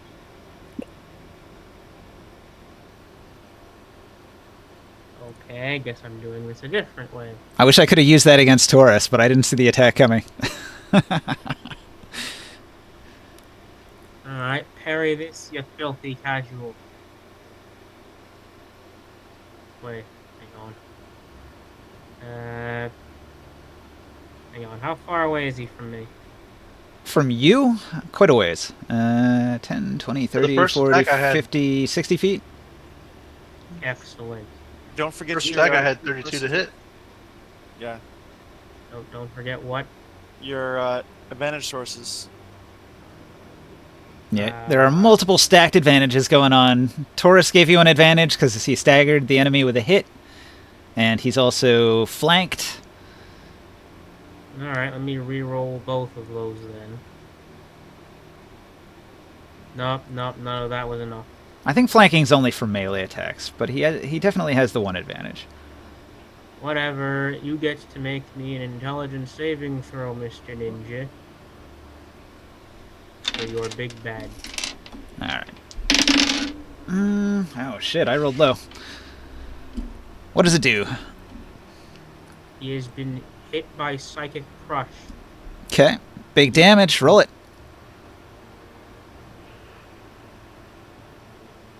Jesus. 1, 2, 3, 4, 5, 6, 7, 8, 9, 10, 11, 12.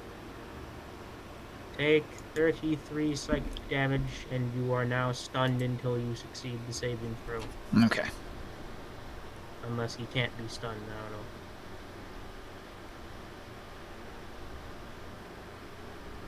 don't know. I always feel bad when I use these kinds of abilities. It feels like I'm cheating. He does seem to be stunned.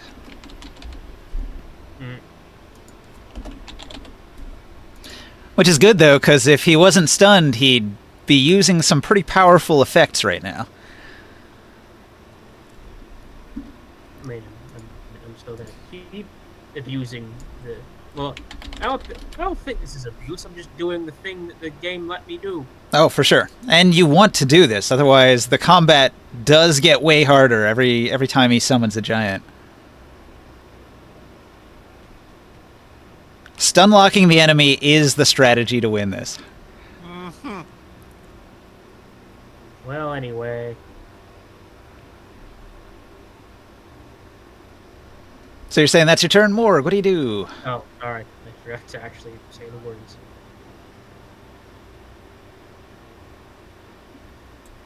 Morg facing off against a beast head skeletal giant who has grievously wounded his side. What do you do? Does the Ring of Two Minds still use my action, or does like the alternate personality use an action to maintain spells? Literally the only thing it does is the concentration thing. Okay. Okay, no. I'll use my bonus action to change my shield from a regular shield to a tower shield. Mm-hmm. And then I will just shoot another beam. Sorry, air elemental, but you're in the way, and I'll shoot a beam between the... I forget, it's con save. Air elementals are not good I at need con to ask the air elemental if it wants anything. to not be shot with beams of light, probably.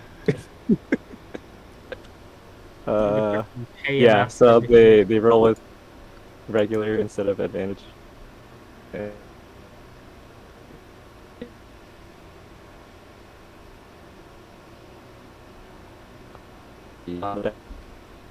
You're going robotic there. Yeah, my dice spawner is lagging. So I rolled for the enemies. The giant, he gets a 16 on his con save. And the Templar Death Knight, he gets a 25. DC 23, so the giant fails. Yep. The damage is 26 or 13. 26. Okay. You destroy the giant here, this one. He collapses into rubble. And your glowing beam of energy strikes the Templar Defiler. And he lets out a horrifying wail from beyond the grave as your light pierces his body and destroys it. In his dying moments, he explodes violently. Cold and necrotic energy explodes outward in a 20-foot blast radius. So, let me see here. 20 foot from a central point. It's going to look something like that. So, he explodes here, and it looks like Taurus, Orin... We can just say that the elemental is vaporized by it. He doesn't have enough hit points to survive. Okay, so... It's a dex save, DC 18, so Orin has a chance of totally dodging it. Yeah, that is helpful. Dex, I'm happy about hear that. Joe? Joe? Oh, deck save. Roll a dex save. Yeah. The enemy was killed by Morg's light beam, but he explodes violently in your face. He does 70 damage, half of it cold, half of it necrotic. It's a huge explosion. Why did he blow up? That's just something he does. It's a feature in his stat block. Was this 18. Was this the big bad or a rando? This was the big bad. He has been killed. He explodes on death. 18 was enough, so you only take half the damage. So what's that going to be? That's going to be 17 cold, 17 necrotic, Joe.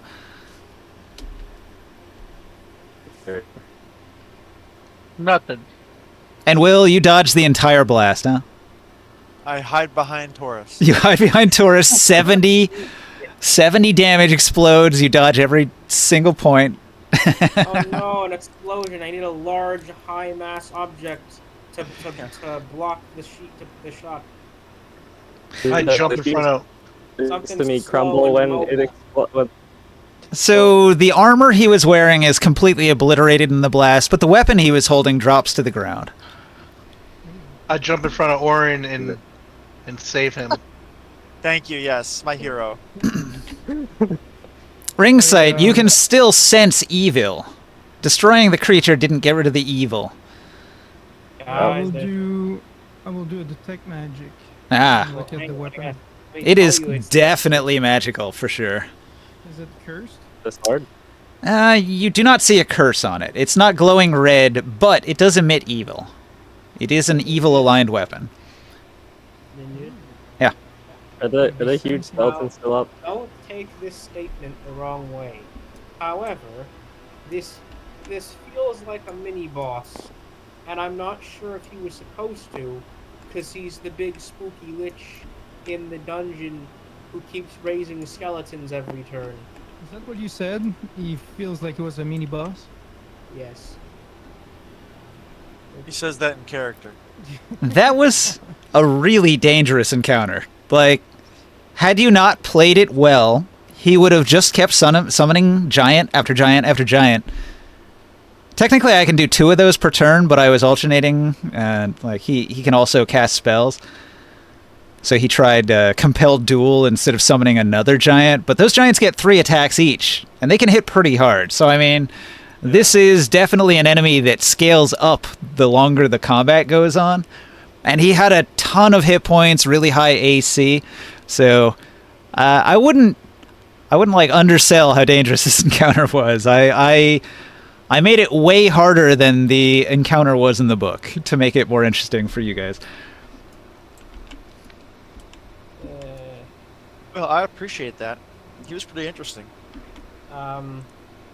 So about that, Where's all the I think evil? I need to go to sleep right now because someone has just informed me that the airport trip that I was supposed to bring them on in the evening is also in the morning too, at like 4 o'clock. You have to get up at 4 a.m.? What the hell? Yes, All right, I understand. Get out of here. thank you. I won't hold it against you.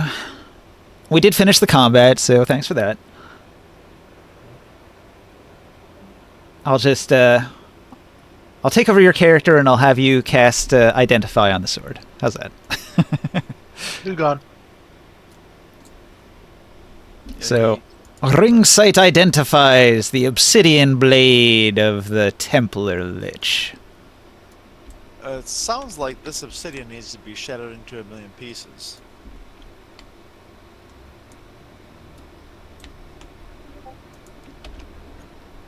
Do I have a second on that?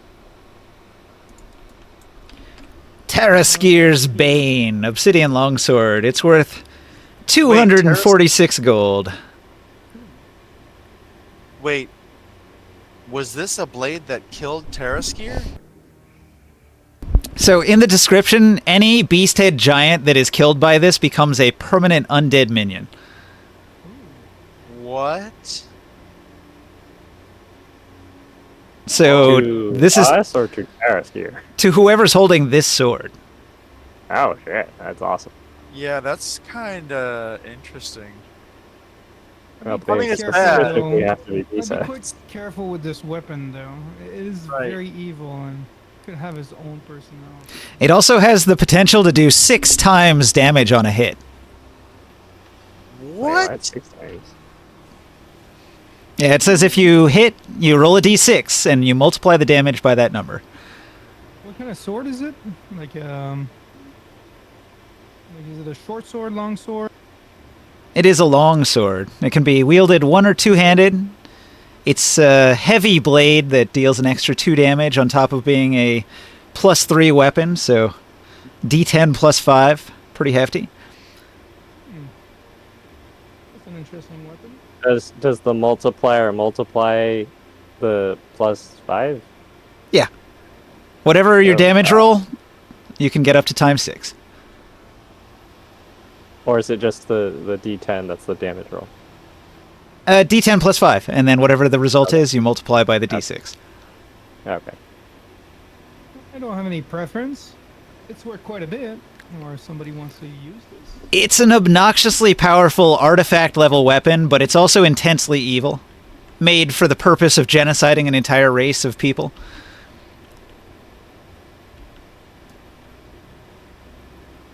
I mean, is it gonna make you crave killing beast-head giants, though? A little bit. I mean, Have I ever heard like of this weapon before? No. I'd like to do an Arcana check. Or a history check. It's so old that there are no current legends or rumors about it. Although a legend lore would tell you that this was used extensively in a previous age to wipe out the beast-head giants. So this weapon has probably killed more than 1,000 beast-head giants. And the evil that taints it is sort of like the stain of the souls of all of the 1,000 undead giants that it controls now. This might have been owned by a sorcery king. Created by a sorcerer king in particular.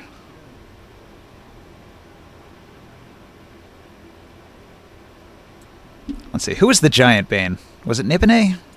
Nibene might have made this. Oh, made the sword.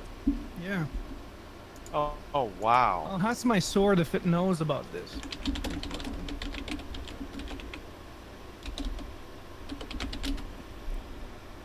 Let me look that up. Which one of the sorcerer kings was the bane of giants?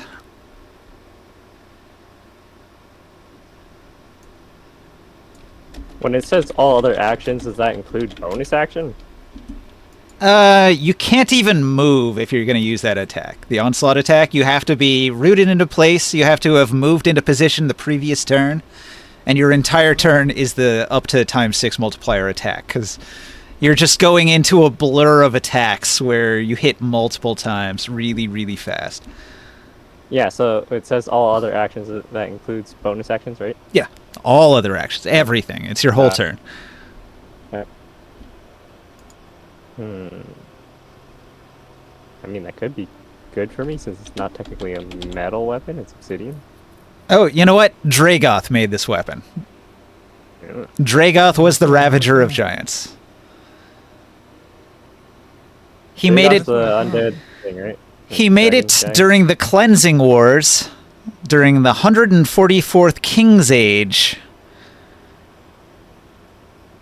Ironic if we kill him with it.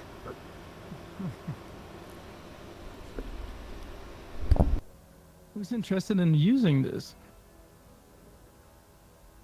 It doesn't need... Oh, I know, it does require attunement.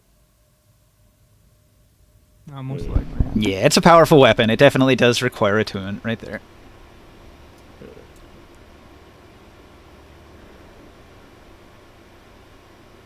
It's too powerful an artifact to not require attunement. Most of them do. Yeah, I don't think I'm gonna go into melee. I'm fine. Right. Okay. Definitely a valuable treasure for resale, though. You can find somebody who wants to buy it. Mm-hmm. Is this something we want to let go out into The world. the world? Can Ulrich wield this? Do you know who would love this is the people of Alteruk, because they're fighting giants all the time. Yeah, I was gonna say, like, maybe you'd like that, Oren. I mean, You're not. You come from that place where everybody hated these giants. yeah, it's true. We're fighting beast-head giants all the time, but Hmm. um, okay, this is going to be a longer conversation between Ringsight and I, and trying maybe the captain of the guard at Alteruk, because I don't know, like, if it's evil and this is gonna become a liability to. And there's no way to cleanse that evil from the sword. No. It just has a history of murder that's baked into the material now. Well, look, that's something we can talk about off camera. Don't you have a like a best buddy in the military over there? Well, You'd like Eris to trust him to? Vistanales is he's a Veiled Alliance Wizard of Alteruk, but also I don't think he's if he's the one that we had a falling out. I had no idea he was Veiled Alliance, but I didn't appreciate his manner, and I kind of tried to humiliate him. But So he's a good wizard, but a bad military commander. he's yeah, Oh, our but he history is complicated, apparently. So yeah, I Okay, don't. I was confused. I thought you had like a best friend in the military, Well, the not best just like friend, an just angry commander. yeah, he's my drill sergeant. He's my best bud. Yeah, I would trust do you him. think you would give him the sword? I would trust him with the sword. Yes. Eris Vistanales, not so much, but Quintus Gavia, yes, he would take it. Okay. You said the And sword won't compel him to murder? Well, you know what? If it would, It's only to kill the beast-head giants, though. It's not I already have a compelling to friend kill in like prison. humans. Okay, my so life. the sword does not have sentience. It doesn't have psychic powers. It doesn't tempt you directly. But if you know that it has the power to create a permanent undead giant minion that is CR7, the natural Right. temptation to make those minions is gonna be there. Now, Alteruk is also highly anti-defiler. This is a defiler sword. It's a little bit mixed on that regard, but if I trust anyone with this sword, it's Quintus Gavia. I mean, I mean, it doesn't defile the land when you use it. no, and so I guess we're okay on that regard. But look, just not Kel Fastcoin, because he's still over there in Alteruk. He would give it to whoever wanted it for money, and no, he's not getting it. So anyway, yes, you're that's a good point. I would trust Quintus Gavia with it. I mean, if he basically secures the fort with it by Well, having he's all the kind of giants retired go now, but whoever he chooses as a judge of character, Oh, you're has gonna my have vote as him well. hand it down? Okay. yes, that's a legacy that will never be stopped.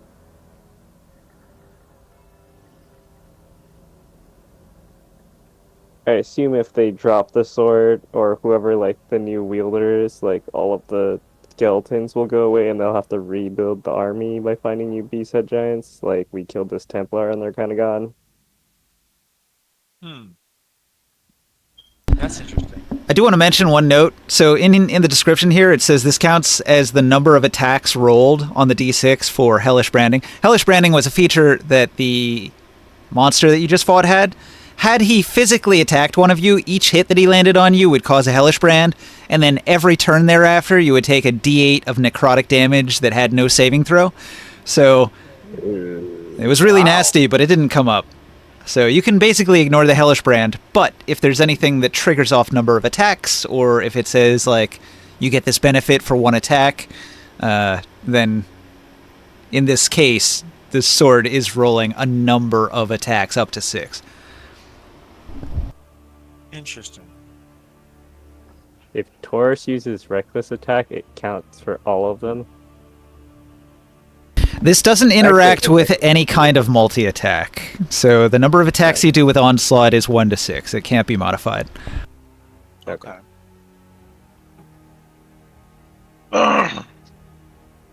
What size weapon is it? It's medium size. Yeah, medium-sized longsword. So it could be dual-handed by a fighter. A giant fighter. Yeah, but there's no point in dual wielding it because you can only use all the attacks Right, with in, one. in the one. Your Oh, weapon is probably stronger than that one anyway. Yeah, this can go ahead and be my share of the loot for whatever's coming up next. I'll make sure this goes into hands that we can trust. And that'll definitely help Altaruk against the war with the giants. We are hands that we can trust. He wants to use it. I don't. Did- I just feel like it would be weird because it would be like a knife in your hands. But my problem is it's evil. I agree. Right? It's evil. Well, I guess the comparison would be more like a short sword. You always go like a size category down, so one size down from a long sword is a short sword. That's kind of what I was wondering. I was like, if this would also be at all beneficial to Ulreg or any of the like Templars or Maybe you got a And party you, members on the blimp, the fire our raiding cleric. party.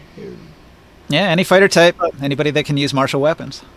But it's going to come most in handy in Altaruk. Yeah. I mean, if it's going to be used Mhm, against beast for head sure. giants, that's Or- where most of the action is in the Tablelands. Or the dwarves of Ledopolis are also at war with the giants, and they might pay even more than Altaruk. Like Altaruk, I think you would give it away, but if you wanted to make money on it, you could sell it in Ledopolis. Ledopolis is farther down southeast, isn't it? Yeah, you go past Altaruk, it's halfway to Balak. Okay, hold on. I see. I don't know. No, I'm gonna want to give this away. I'm gonna give it to Quintus. 200. You're gonna give somebody an evil weapon? Oh, Precisely. I mean, it the has a thing. history of evil, but Yes. it could be used for good. If it was a he regular said weapon, he said when he did the detect good and evil, the sword was brimming with evil.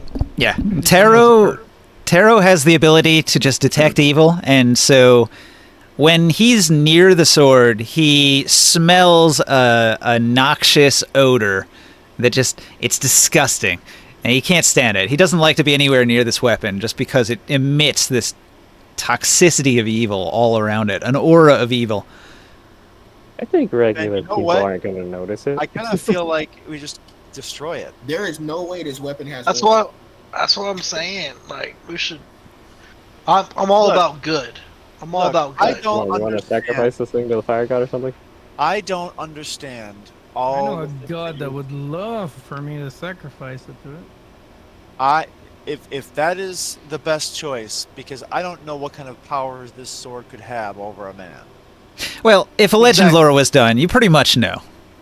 Yeah. It has a history of genocide, but it's not in particular a sentient weapon. It's not going to actually influence the mind of anybody holding it.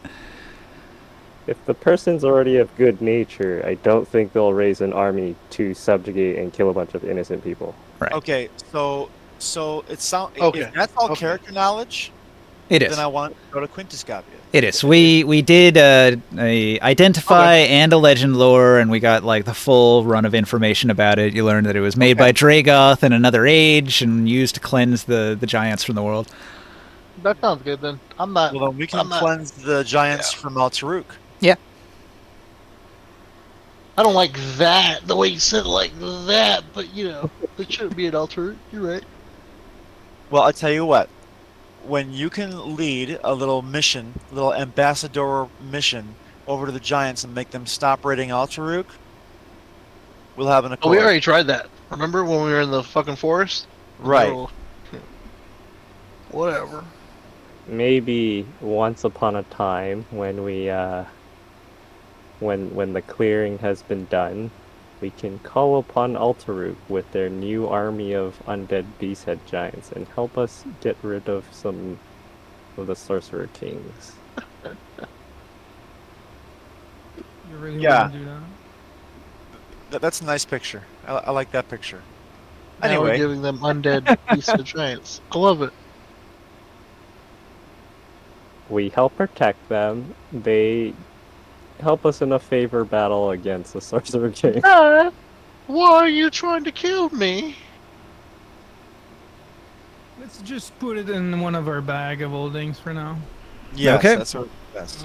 Into the bag it goes. We don't really have to stay on this for so long. Yes, I say we move on. So No, there no, is a hold on. One more large thing. One more door thing. Wait, to the one back more of the thing. room. So, they kill a bunch of beast head giants and they use them as now undead servants, and then they go and raid a camp full of beast head giants. One of the beast head giants, the undead ones, goes to kill a boy and his mom. It's his family. Oh, that's so fucking twisted. Dad, why are you trying to kill me? No, yeah, it's pretty awful. It is an evil What's weapon. called Bane of what's his name? Taraskir's Bane. The god of the beast head giants, Taraskir. Okay. Do we Alright, still feel what's cursed, next? right? Good question. The curse doesn't feel like it's been lifted. Okay. No, I don't think we've. Oh, I forgot about that. That's right. Okay, we're down there. Yeah, I don't think we've. We're still Got in rid this of this. room over here. Correct. And there's a door at the back of the room that goes into another room. In another room. In another Okay. room. In another room. Onward. All right. The party Another moves one. into room 7, huh? 1 second before we do that. Okay. Are there any more Sam, creepy I wanna rooms go. on the door? Are we Everybody healing? has to heal in our group here. A healing spell before moving on. All right. Yeah. This ring sight is pretty fucking low and we have And Morg took damage. a maximum of 50 health. We each heal 50? Huh? Or are you saying? No, Oh, no, I know no. you're saying that's ring sight's max HP. Yeah. Wait, why is it How's so the backstage- low? Yeah. It's you never know been it's updated. 17 level. How is it that low? It's never been updated. That's why. Oh, okay. Can you update it? Because it makes me What feel is this bad. health now? I'll check. If you don't mind, because It's a lot more than that because he's got levels in Paladin now. He has I forgot to 100. take my Yeah, 1 or level. 2 levels. No, he has 76. So, like, 50% more than that. Okay. A lot, you know? I forgot to take my extra HP. Oh. He said 76. I don't think you guys ever did the Heroes Feast today, if that's what you're talking about for extra HP. nope. No, I didn't take my level 17. I took Rogue. I didn't take my health yet. Oh, I see. Yeah, make sure you update your stuff for your level ups. So D12? I mean a D6? I think Rogues actually have a D8 in 5th edition, don't A they? D8? Let me look. Rogue. It's only like D8, wizards yep. and sorcerers have a D6. In earlier editions, it used to be a D6, but in 5th edition, they bumped Rogues up to a D8, which is pretty Wait a good. minute. What level are we now? 17. 17. 17. Oh, yeah, everybody gains 37 health. 37 actually puts me max. 2D8 plus 5. Lord of Flame. I got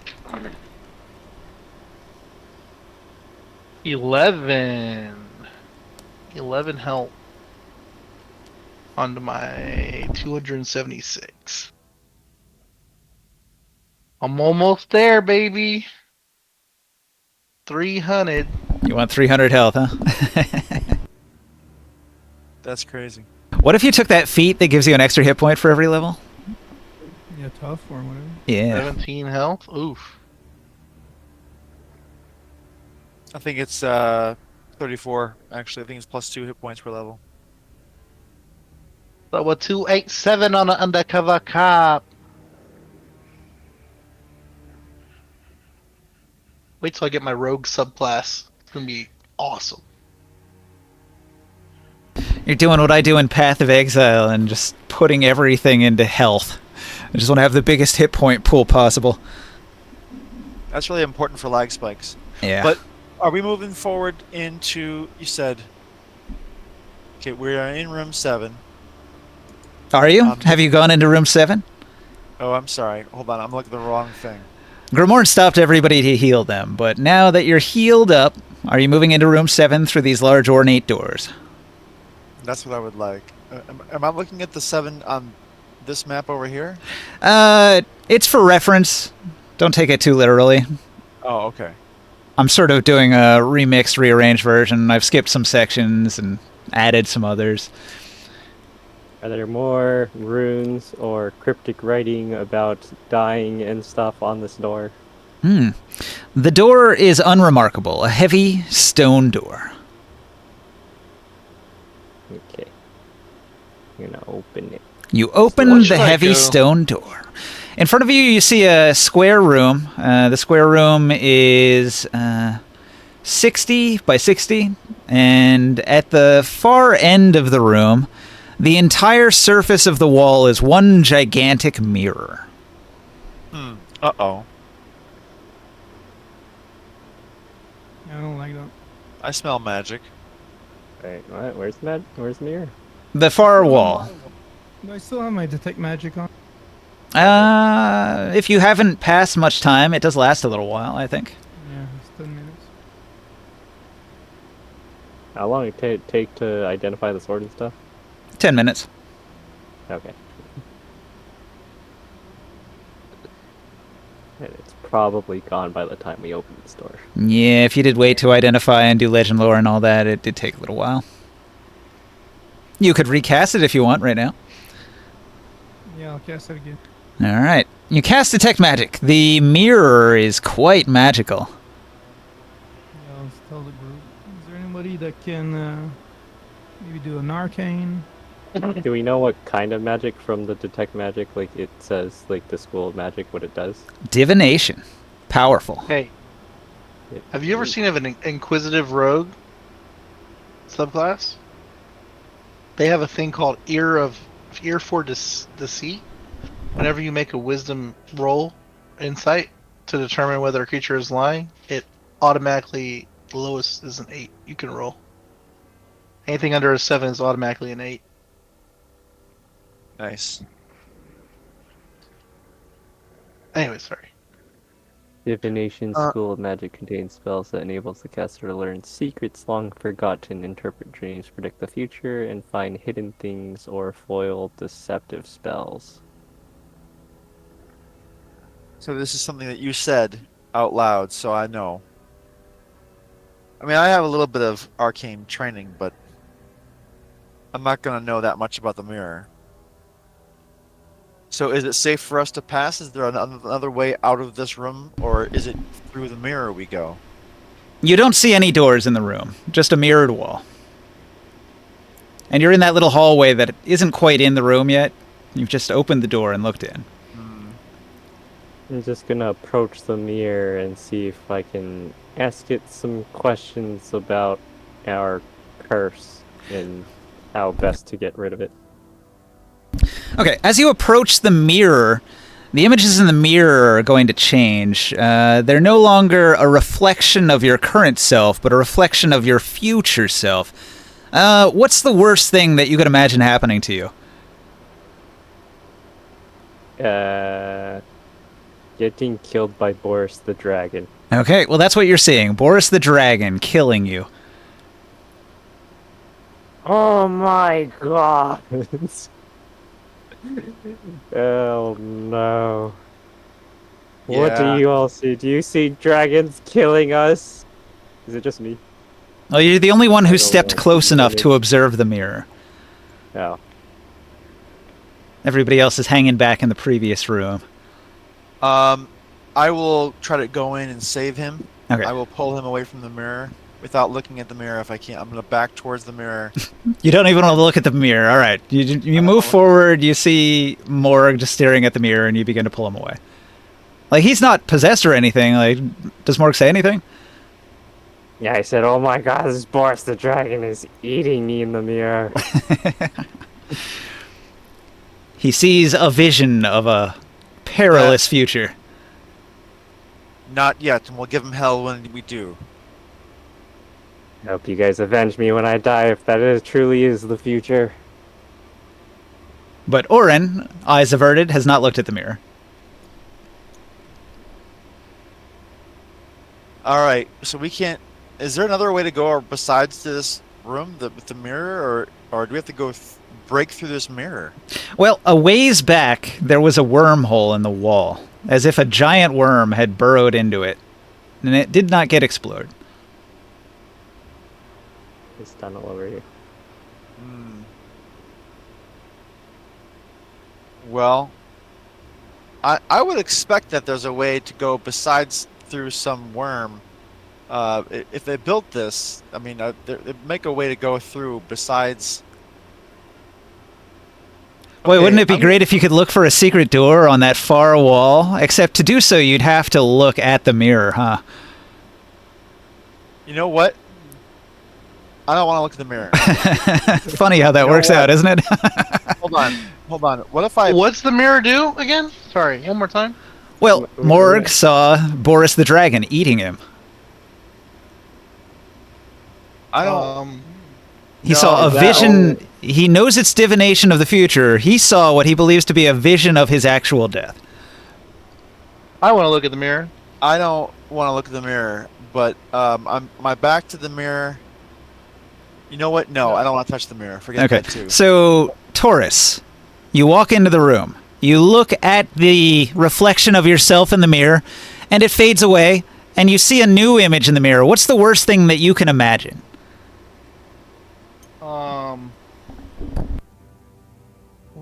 Me and my family becoming slaves. Okay, so you're looking into the mirror, and not only have you and your entire family and all giants in the world been enslaved, but you're enslaved by Nibene. Oh, the betrayal! What? What? He wouldn't do this. Ulrig, your baby, they're all enslaved by Nibene. Little baby cuffs. Is there a save for this, or what are you doing? Like, I mean, what would you save against? It's just something something you're looking at. That's it. It doesn't affect you except how you react to it. Oh, I thought we had to like make the save to like be able to do the thing. Oh, there's no save for this. You see Can I a investigate this? vision of your horrible death in the future, and you don't like it. And there is no Can I save. investigate it? Okay, you investigate the wall. Roll an investigate. Okay, it's a. All right, Ninja. I'm gonna go to bed here. All right, thanks for toughing it out until 11:22. Yeah, I didn't really have much to add because it seemed like everyone had this under control. Do you want to throw a bardic inspiration at Taurus when he Hell investigates? Yeah. Taurus still has the one I gave him, right? And we're currently facing our greatest fears. He's trying to save against slavery. Did you want to look at the Trust me, mirror that's before you go? Yeah, I'll do it. All Also, right. no, just trust me. I tried to save against slavery too. It doesn't work. So let's hear it. What is Soul's Oh my God. worst fear of how he dies? Hold on. Probably, It's a 28. The save. No, he Or found the secret investigate. door. I was just gonna say, he sees his own dead body, just in a mass grave, and then he's currently getting tossed into just a pile, like he's just some random guy who just died. Oh, discarded and forgotten. The worst for a He's just bard. in a mass grave, just a pile of casualties. guards- Like everyone else in this grave, nothing special, just naked in the dead body in a pile underneath the ground, long to be forgotten. Terrible. Terrible. So the mortuary guys who are throwing you in the pile, they're like, well, "Who's that? He's some fancy clothes." I have no idea. Must have gone from Anyone somebody. know this guy? Wow. Are you guys saying anything about what you're seeing? Morg definitely said what he saw. Has Taurus talked about what he saw? I said I know slave. This Okay. must be Ice secure. creams. This has to be Uh, cursed. soul screams. I'll take my sword and I'll slash the mirror in the middle. Okay, Soul well, screams. hang on. Not So scientifically possible. So actually, Taurus went ahead of you, and he was poking and prodding at the mirror, and he opened a door. There's a perfect seam but if you just push on the middle of the mirror, it swings open and reveals another passageway. But good night, guys. Good night. Good night. Night. Good night. I like pressed the mirror when I was like looking at my family, and I tried to touch my family or something, and it just popped open. I'm like, what? Okay. So Grimorn approaches the mirror, sees his cruel and horrible end. What does Grimorn see before he slashes the mirror with his sword? Drowning. Um, Being drowned. no, I lose my powers of flame and then I burn. Forsaken by your god, you are burned. Ironic. What an ironic death. There you go. And then you slash the mirror. Chop! Yeah. Shattered. I wanted to see if I could have done an experiment and just come at the mirror with super optimistic, positive thoughts. Mm. Now I will never know. Taurus, did you step into the room? First I want to check for any kind of trap or something like that. All right, check for I'll traps. let Warren do it. Taurus waves Skywheel over and says, there might be traps. What do you do? Taught me well, sir. You taught me well. I thought about that time. Should I After you open the should mirror. I do the check for the traps again? Or yeah. Yes, you can. But I checked as well with him. And You assist me? Oh, or you're 20. assist me? Oh shit. 20 on the search. No trap is visible. Okay. I think it's fine. I try the door. Yeah. The door was already open. Taurus opened it. There's just a dark hallway ahead of you. Okay. I'm gonna go stealth. Then I will too. And Dark hallway. I can't see much. I can only feel by my ears. I'm also gonna go invisible. Mm-hmm. I'm gonna start going down the thing. Okay. I'll go invisible too. Hell yeah. Come with Orin, me, man. Taurus disappears in the darkness. He's gone. I'll hold your. No, I want to hold his hand. Are we holding can't do hands now? An inky darkness is ahead of you. Oh. Taurus, as you step into the inky darkness, everything kind of goes quiet. You can't see anything. If it's Magical darkness. if I can't Magical hear anything, darkness. And magical silence. You can't talk to each other either. but But I can hold his hand. blindness? You can feel his hand, but you can no longer hear his voice or the sound of your footsteps. But does that kill blind sense too? Blind sense, you can kind of detect what's directly around you, so that still works. But you can't see or hear wow. anything. Okay. I hold his hand a little bit tighter, and I'm like, That's oh my god, you're making me blush. His 30 strength crushes your hand. There's like a little Deadpool stump there. No, but men, this is inky magical darkness. Stay together, stay close. oh yeah, because you can talk in the mind, right? Yeah. Yeah. Okay. I hold your hand. I follow you. Well, does that still work? Actually, I should It does. know. Yeah, your telepathy definitely does still work, so that's useful. It's only affecting sound. You can't hear anything. There's actually a silence spell in the hallway, so even spells with a vocal part to them will not work.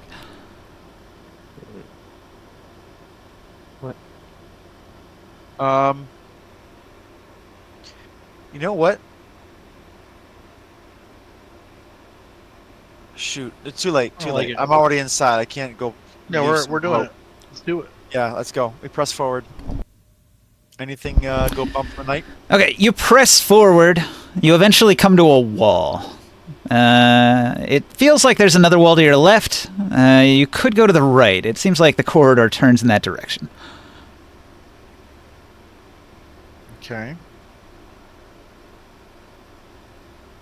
It's still silence. Still silent.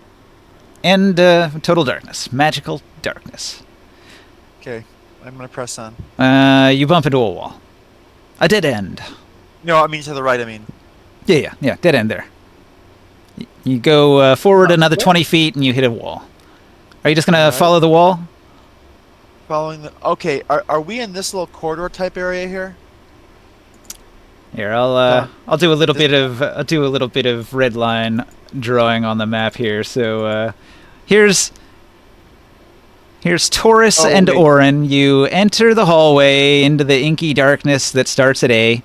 You trek forward, you hit the wall, you move to your right, and find a dead end, you begin to circle back around. It's all dead end here. You're back into the original hallway, still in perfect darkness, just relying do a on your search. sense of direction.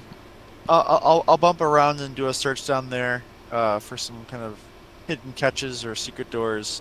Okay. But other than that, yeah, we're gonna keep on moving around. Are you just feeling along the wall for doors, handles, anything?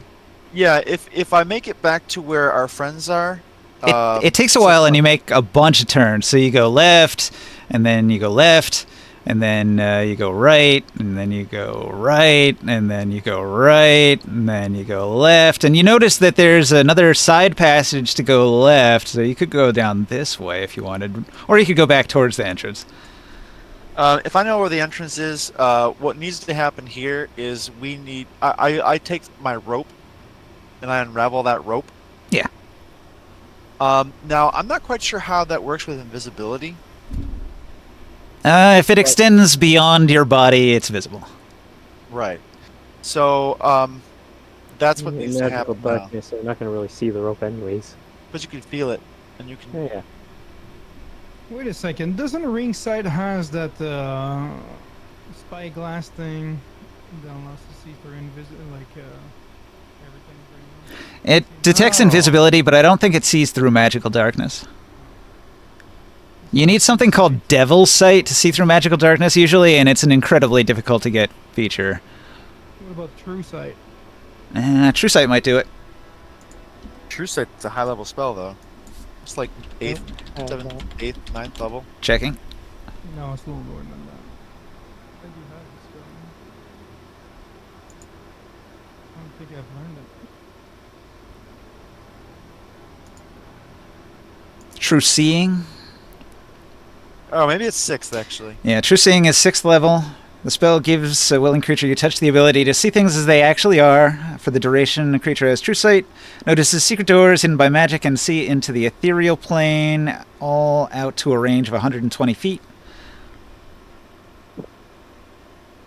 Let me look at True Sight. So True Sight says that you can see in normal and magical darkness, see invisible creatures and objects. So True Sight would work, 6th level. Or True But Seeing, what I we mean. need to do- so I unravel the rope. I'm still with Taurus, and we're gonna bump around through. Looks like E. Okay, so you go down the side passage. You'll find out eventually that it dead ends as well.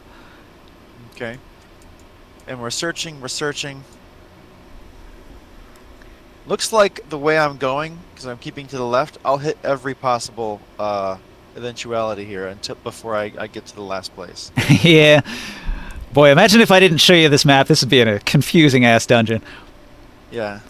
Is there any traps or anything in those dead ends? Not yet. I have trap sense. I have trap sense. You but, haven't encountered a trap yet. But boy, this would be anxiety-inducing for trap finders because they can't see, they can't hear. Everything has to be done by touch. Trap like a- sense work when you're blind and deafened? I don't know. You can feel around with your hand, see if you can find a trap. I do have blind sight, but maybe I just feel. I feel the traps around me, like because I'm walking and all of a sudden my footfalls feel different. Well, I'll say eventually you do find that there's another way to go. If you hang a left, just ahead of where you enter into the magical darkness. There's a spot right here. So if you were turned to the north and, looking into the darkness, where do you go? How far does your blind sight reach? 10 feet. Okay. Look, I'm gonna be hitting every eventual. I'm gonna keep going left. All right. Sort of wall hugging, you eventually find a dead end in this direction. And then coming back, you eventually get to the dead end in this direction. And then coming back, you eventually find this little side passage and another dead end. All of these dead ends, and eventually the wall comes back around here. When you get to here, you finally feel a door handle. Okay, so I have the rope laid out, and this is still in the inky darkness, yes? Yeah, the whole section, this entire section is all in pitch black with no sound. Okay. Well, I am 20 on search for any kind of traps or things. Yeah, you don't Like feel a that. trap. There seems to be a door here. You can feel the outline of the door and the handle to open it. Open the door. All right. Now, finally, you can see into a chamber. The rope Is it a goes- secret chamber? Oh, my actually, God. hang on. What is your alignment? I'm good. My alignment, neutral, good. Okay, yeah, the door opens, no problem. Wow. Looking inside, this is a large chamber carved out of solid rock. The walls are smooth and slick. At the center of the room, resting on an ornately carved pedestal of glistening crystal, resting atop this work of art is a single black and red stone about the size of a man's fist. At its heart are flickers of red light, which flash out to dance across the ceiling and the walls, creating the flicker of like a candle. That's pretty cool imagery.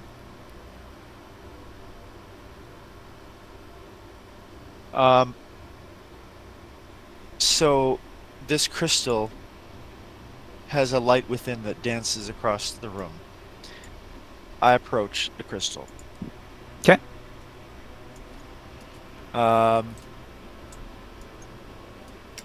They can see the rope following behind me. They can't see me because I'm still invisible. But I'm going to investigate the crystal. Look at around for traps around the crystal or things of that nature. Okay. This seems to be where our journey ends. A 29 on investigate. Well, everything looks like a magic item. The stone looks like a magic item. The pedestal looks like a magic item. The room you're in is a magic item. Like, there's nothing that can get through these walls. You can't teleport into this room. You can't dimensionally enter this room. There's no spell that'll pass through the walls of this room. Everything is a magic item here. Everything is ornate. Everything looks ancient, but you don't see a trap. Taurus, are you here? What do you make of this stone? Gotta destroy it. Do we take it? What was the stone? It's glowing and shit. Yeah. Okay, I'll repeat. Resting on an ornately carved pedestal of glistening crystal, resting atop this work of art is a single black and red stone about the size of a man's fist. At its heart are flickers of red light, which flash out to dance across the ceiling and walls like a candlelight. I want to make an Arcana check first. Okay. Yeah, I was getting ready to take it, but It's like, are you sure taking more things from this temple is a good idea? When you're already pissed off 12? the fucking dead god. well, what else? That's It all can't I get got, worse. 12. Oh yeah, you could. Nothing. I like to Die investigate immediately. like the pestle and see if there's like it looks like it's been trapped or something. Okay. Ooh, 17 on a nat 1. Yeah, you don't see any traps. It's a nice pedestal, but it doesn't have anything that would be a trap around it. Oh, okay. And you also say didn't. you should You go don't for even it. see any runes or anything. Unless he wants me to take it. I don't know if we should take it. I don't know. Is this? Oh the no, only I think place we should to take go? it. Like, I'm just saying, like, I couldn't hear that. What? Well- what I was saying was I don't understand quite what to do. Is this the last place to go? Because There are no How other long- doors out of this room. This room looks special. Like this entire dungeon has led to this place, to this moment. now that's the thing. Like, do we take this out of here? Why would we need to take this out of here? I'm trying to think in terms of the. Okay, the Crimson Curse, right? It's the Crimson Curse. There's crimson inside this crystal. The wound that you cannot heal. I don't know. Let's see, what was the original thing? Hear the song of the ancient dead, a lingering verse of doom and dread. Know ye that death upon you descends, till your actions make amends. Make amends. And the door said, beware all who would break this seal. Make not the wound you cannot heal. Oh, Fear the heart of dead man's power. The crimson curse of the dying hour. That sounds like the heart. Break it. You think so? I Are you wanna here? see it. Are you here with us? I'm not I there. get a rope out of my bag of holding and I tie ring sights, souls, and Grimorn's wrists together and make our way through the dark maze. We can maybe identify these things, but you guys are on your own there. The rest of the party enters the room from the darkness after following the rope. So all of you stand before the pedestal in this very magical room, looking at this very magical pedestal and this very magical artifact sitting upon it. What do you do? Do you feel? Is this evil or do we destroy this? Is this the heart? Trigger my detect magic. Detect magic detects everything as magical, and the stone is for sure cursed, glowing red as the sun, red as the dark sun. The description says that it has an aura like the dark sun. We need to destroy this item. Can you identify it? It is extremely cursed. Ring sight can feel evil emanating off of it. He doesn't want to even get close to it. It disgusts him. Taurus, will you do the honors? Smash it. Smash it all. Smash it on its dais as it stands. Oh. I'm leaving the room while you guys are smashing, and I make my way back. Yeah, I want you guys to all step back behind cover, and I'll do it. Okay, everybody exits the room. Taurus rears back with his hammer. Matt. You smack it with all your might. Roll to hit. Uh-oh. What? Warren, are you staying with him in the room? Wait a second. I have The other items, were they magical or cursed in that room? Everything in the room The is pedestal and the whole entire, like all the tiles, the walling, the floor of the room is magical. It's like anti-spatial teleportation, blinking magic into that room. 31 to hit. It seems as if an incredible effort was made to prevent anybody from entering this room by any means other than the door. 31 to hit. Okay. You swing with all of your might. Your hammer strikes the stone. The stone is indestructible. Your hammer is sundered. What? Oh, you damaged your mega diamond hammer? Is it destroyed? No, just sundered just means it's like partially damaged. Yeah, I'm gonna have to get Oh. it fixed. It's like -1 to hit and damage. This is shocking. Apparently this item cannot be destroyed. Well, no one said that. Damn it. My arcana check was so low. Fuck. Can Grimoire's fire sword, can you cut through it? Maybe. I don't know for sure. Your sword specifically says it cuts everything, right? Yeah. Try cutting it with your artifact fire machete. I don't know. I try with my psi knife daggers, but to no avail. Yeah, a regular magic item won't do anything to this. I mean, they're not regular magic items. Artifacts. Artifact magical I'm weapons. gonna try with my sword ninja. Okay, roll to hit. Supposed to cut through everything. So it's an artifact weapon, right?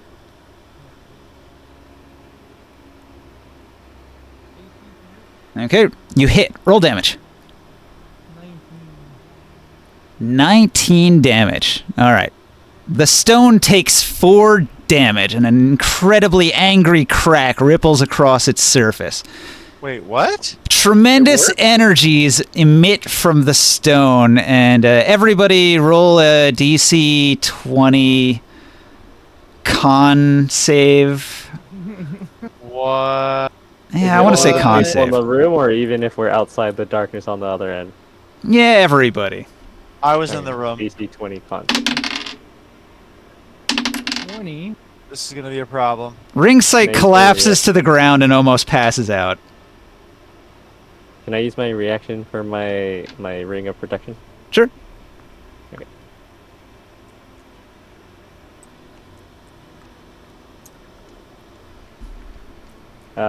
24 con save. All right. I fail. You are knocked prone, and the wind is knocked out of you. 23. What's our con save for? It's a DC 20 con save. The energy that comes out of this stone when it cracks is so intense that like the shockwave of it can knock you unconscious. I got a 23. Okay. 29. So you're stunned by it for a full turn, but you're not knocked off your feet, and you're not winded by it. At 29. You can see that you did 4 damage to this artifact. It wasn't enough to destroy it, but you hurt it. How much, how much damage is it to it? Hard to tell. It's only got a crack. Or what do you want to do? What's up? What do I want to do? We You're can the keep magical on- person. we can I'm gonna keep enter on- the room and tell you guys that whatever the hell you guys just did affected people even outside the room. So I'm just, for better or worse, I'm gonna be in the room with you guys. I was able to damage it. I don't seems know to if be- this is gonna do anything, but since damaging it seems pretty bad, I'm gonna give this an old college try, and I don't even know if this is gonna work, but I'm gonna throw 3 of my basic dispel magics at it and see if that does anything. I'm gonna do the roll since I'm assuming this is very high magic.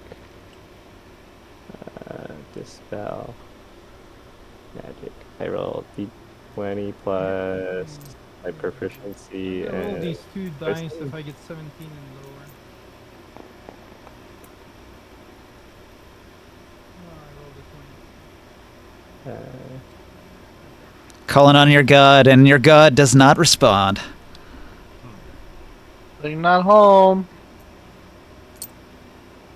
If I was level 20, it would be automatic. Can I send a message to Korganard? And Sure. ask for his what he thinks. And so Korganard is a careful man, and he will ask you many questions until he has a full understanding of everything that has transpired.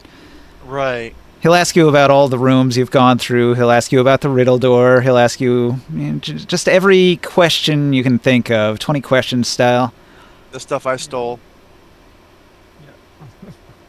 Mistakes we've made. Let's see. does a DC 30 dispel magic check work? Nah, you can't dispel magic on this artifact. It's immune. Okay. Good try, though.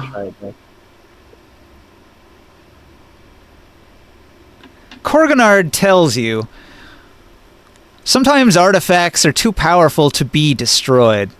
Or if you do manage to destroy them, it can be quite dangerous. I worry for your safety. It sounds as if this artifact has been placed in a very, very, very safe room to keep it out of the hands of anyone. So maybe, just maybe, you can leave it there. leave it there. Yeah, that sounds kind of weird because we gotta take care of our own curse. But we're cursed, yeah. Actually, I mean, your curse is gone. Oh, what? What? Smacking the orb made it go away? Yes, damaging the orb made all of the ghosts in the entire dungeon here friendly. Oh. What? Amazing. What? And what if we sacrificed it? I Does don't that even know work? if you could burn it. I don't know. Like your sword might get sundered if you smack it again, like Taurus's hammer. And I don't know if you can burn it. How would you destroy this? If you hit it with the Scorcher artifact on artifact, you can damage it, and if you hit it enough times, you could break it. However, breaking it is going to unleash a lot of energy.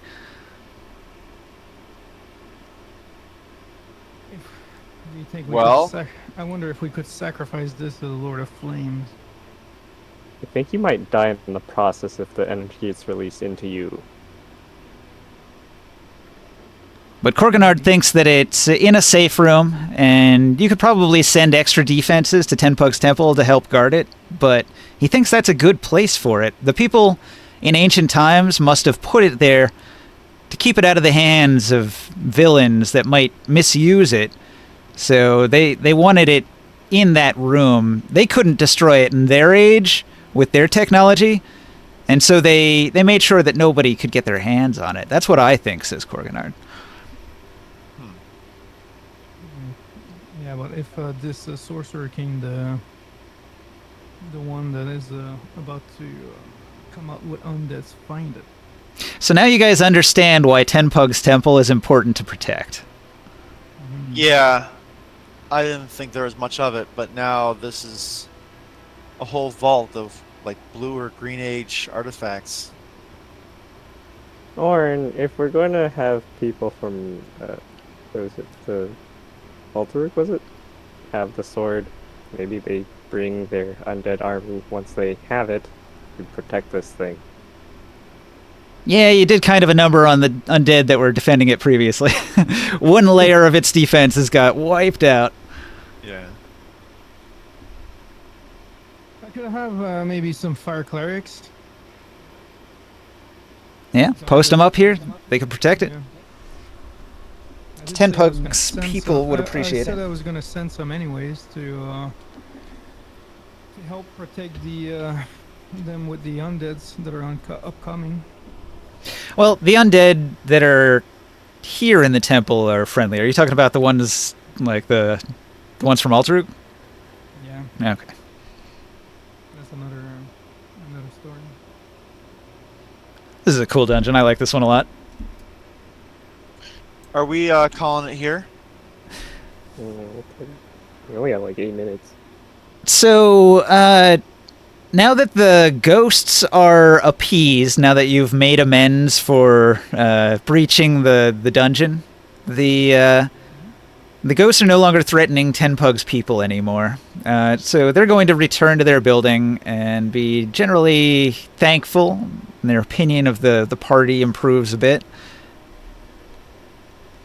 They're going to be shocked to hear about anything that you tell them about the catacombs. I don't know how much you want to divulge to Tenpug and his people. I think we'll tell them. I would normally, but he's kind of a zealot. Like, I mean, he just wants to know what's going on inside there. If he's inquisitive, then yes. But the other thing is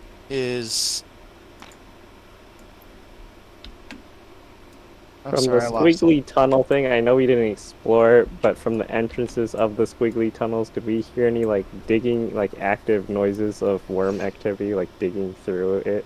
No, you didn't hear anything. Okay. Just a quiet, dark wormhole that seems to twist off into the darkness.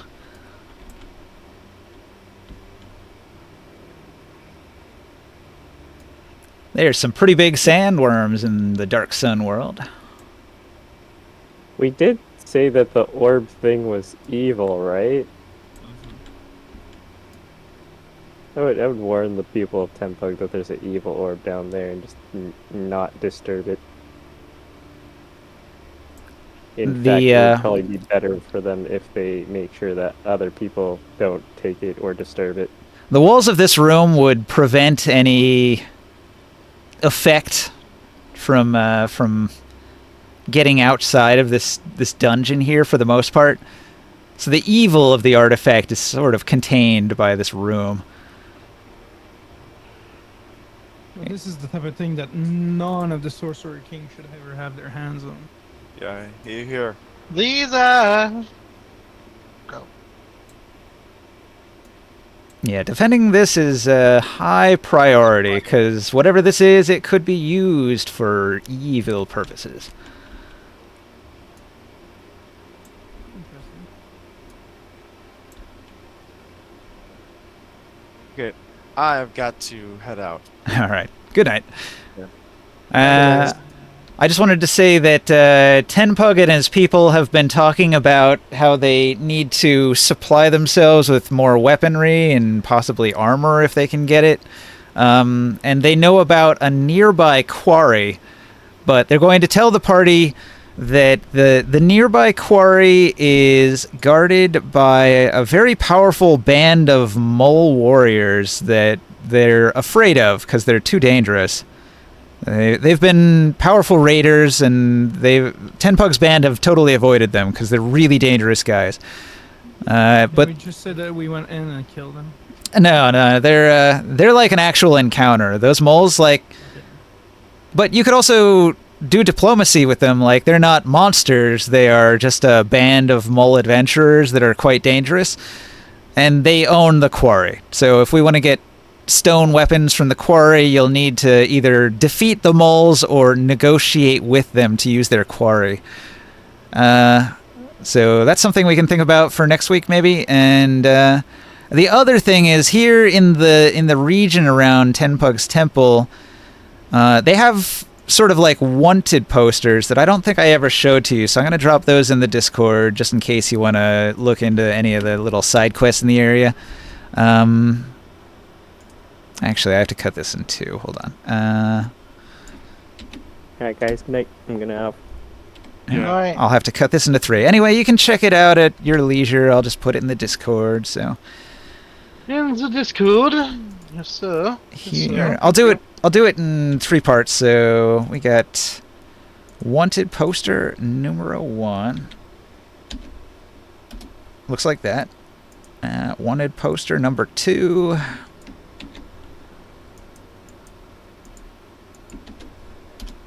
There it is, and wanted poster number 3. These are the dangers in the area that are threats to Tenpug's temple.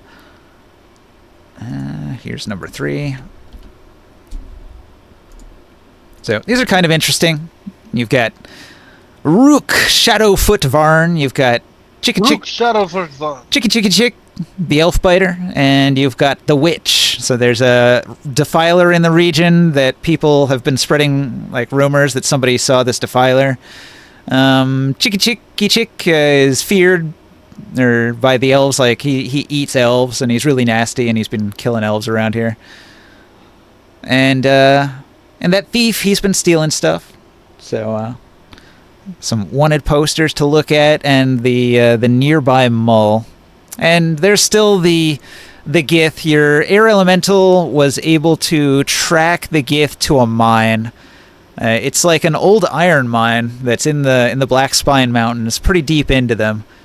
And there's a Gith base inside of that iron mine. So if you do want to hunt down the Gith, you'll have to track down that iron mine and delve into it in order to find out who the leader of the Gith is. Yeah, it's probably the next step. So that'll all be for next week. I'll pack up the table here.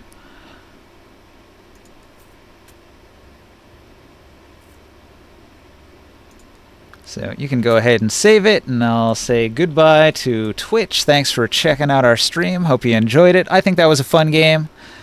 Good night, all.